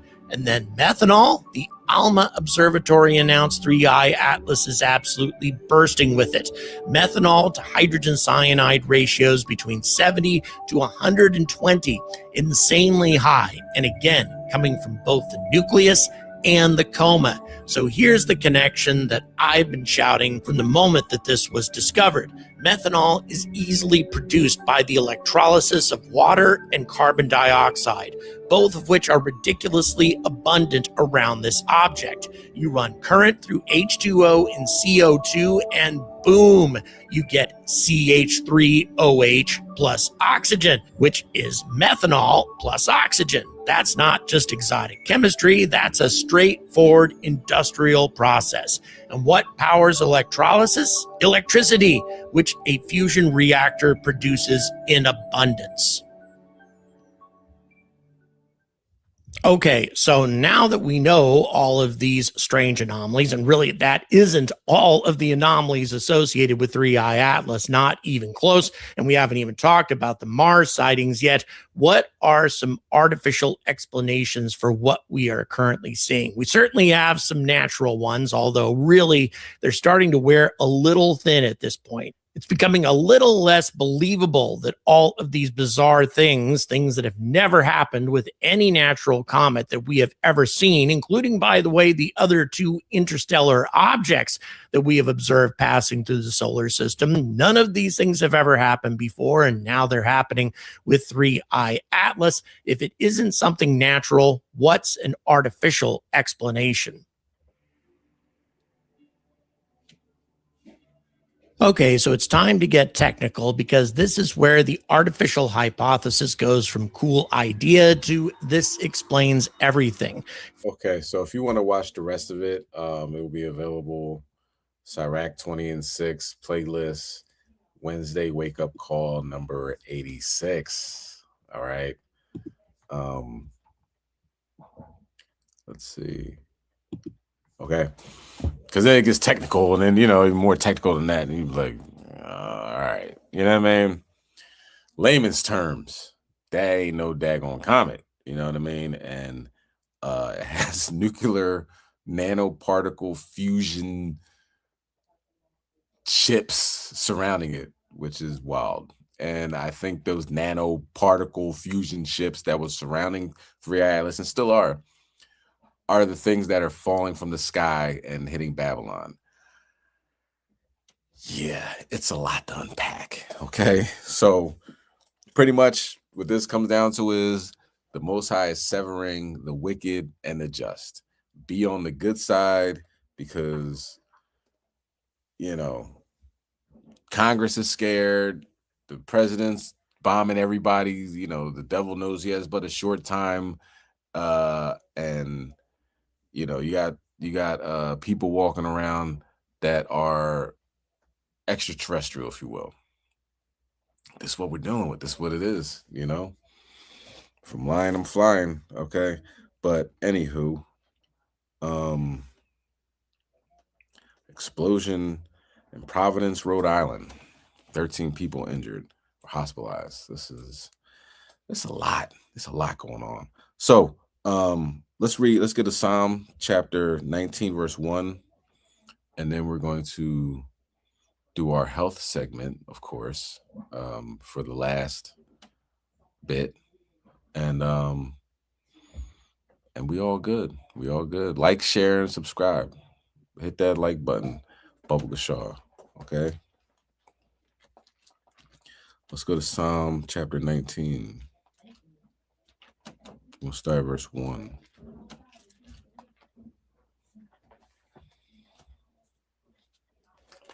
Psalm chapter 19, verse 1. The heavens declare the glory of Yahweh, and the firmament showeth his handiwork. You know, what that guy was talking about is stuff that it just doesn't happen. It's not normal. You know what I mean? You don't have nuclear fusion surrounding a comet, you know, with water coming off it, methane. It's made of nickel. It has a forward-facing or sun-facing tail. That if it's a normal, natural occurring thing, comet, then you got to throw away all your physics books because none of them make sense now. So I think we understand that this is a chariot, and we are in the midst of what was coming off it is now here in America. Yeah. Okay. And worldwide, but definitely in Babylon. All right. Now let's go to Isaiah chapter 58.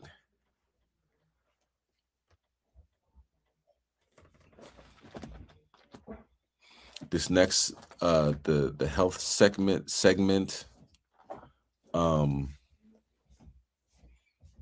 we'll start at verse 6. It talks about cancer, right? Because of a 1951, I believe, what's it called? Information Act. What is it? Freedom of Information Act request. I do believe 1951 report talks about the CIA and cancer. You know what I mean? I'm gonna be careful what I say, just because, you know, they already took down a video from my, from HOI Philly page, because Esau, instead of like trying to come to grips with reality, they'll just take down your page or take down your video because they don't like what you're saying. Not saying it's not true, but of course they don't like it. So may the Most High judge them swiftly with that. But so I'm gonna watch what I say. But CIA had a report about cancer and how it could potentially, be tied into parasites, and how he's going to talk about how a very cheap drug, which they're not even researching right now because they don't like cheap, they like very expensive, that they're not researching around, could help in the quest to alleviate cancer. Okay, so we're going to talk about that. And he also talks about fasting and how important that is with a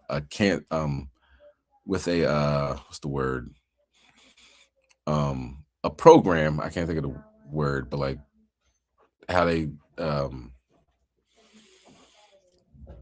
it's not just one way to attack cancer, you know what I'm saying? So part of it would be fasting's good too.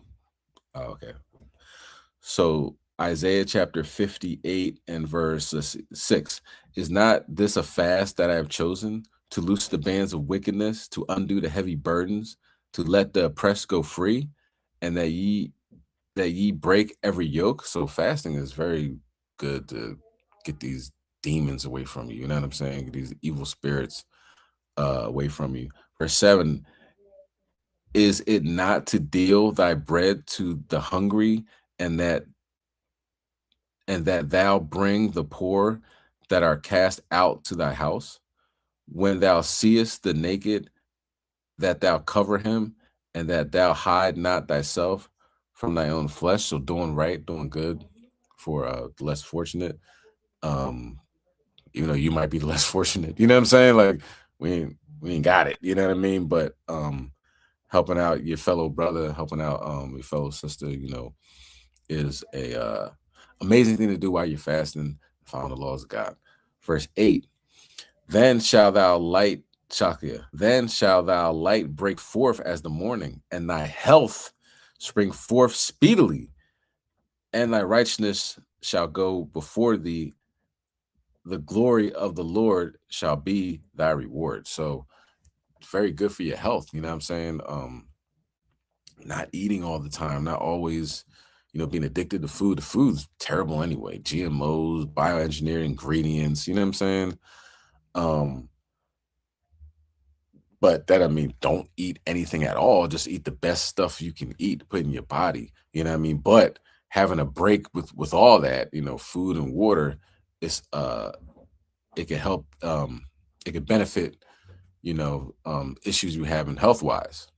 Now, of course, all things don't go together. You know what I mean? If you on some type of medication where you gotta take it, like, you know what I mean? I'm not saying don't take the medication, but if you are on the up and up, you doing all right health-wise, fasting for health reasons are very beneficial. Fasting to get that yoke of wickedness off you is very beneficial, and helping your fellow brother. So let's watch the video.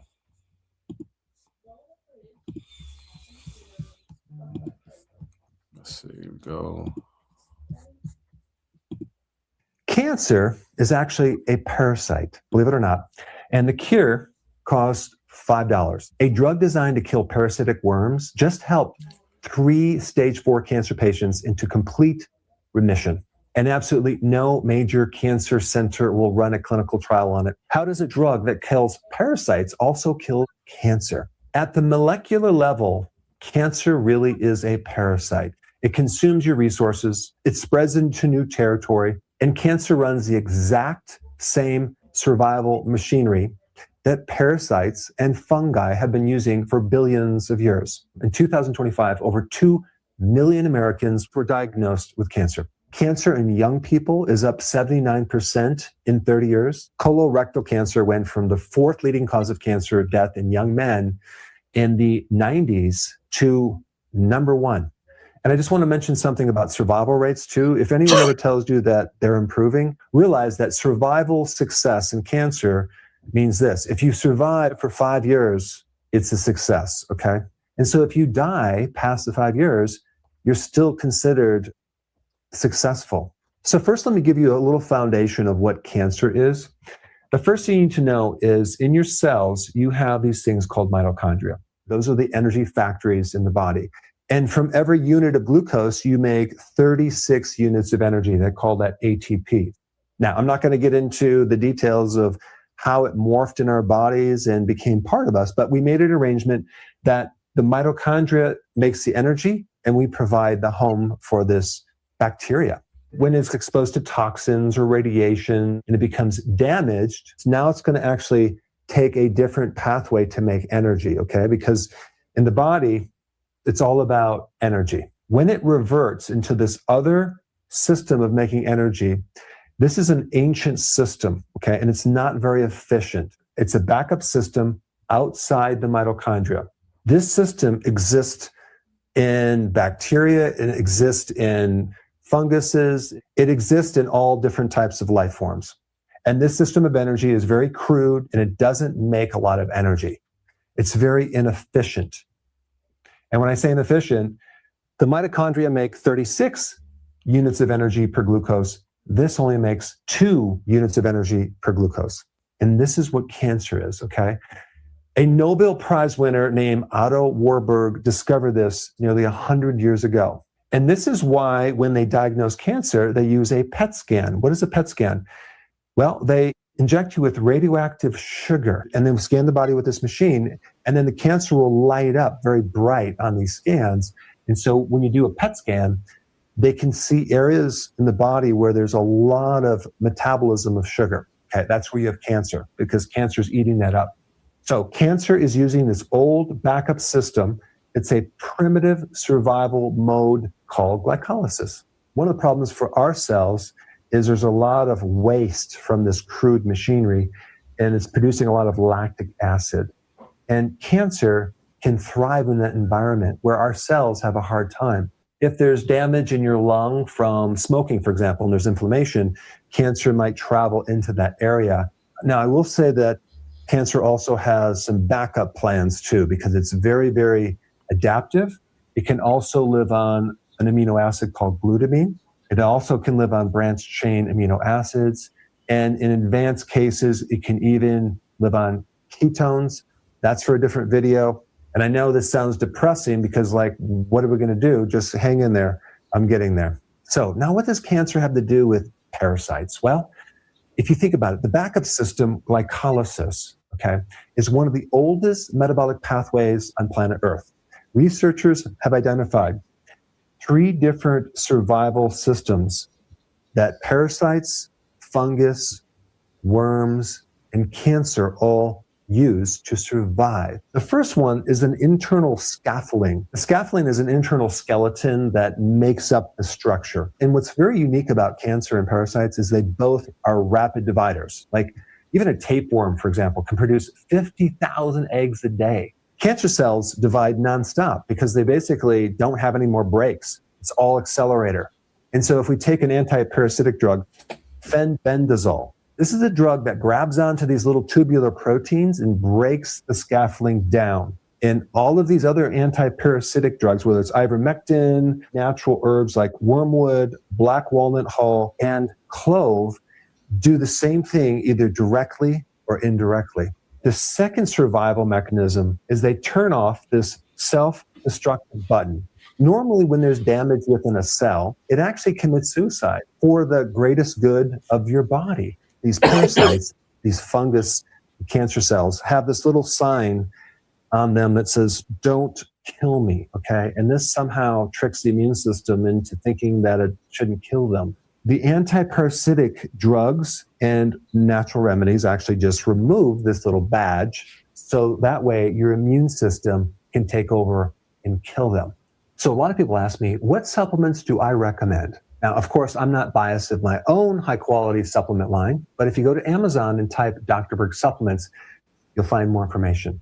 Now, let's talk about the third mechanism of survival, okay? All the parasites, the fungus, all use glycolysis. Well, these anti-parasitic remedies basically start blocking either directly or indirectly glycolysis. So all of these anti-parasitics inhibit the fuel source for cancer. And when I was looking into the ivermectin and fenbendazole, I didn't even realize that the other herbal natural remedies that a lot of people take for parasite cleanses also do a very similar action, indirectly and directly. The question is, why haven't you heard about this? Well, first of all, the patents expired years ago, and no one's going to spend $100 million on a $12 remedy.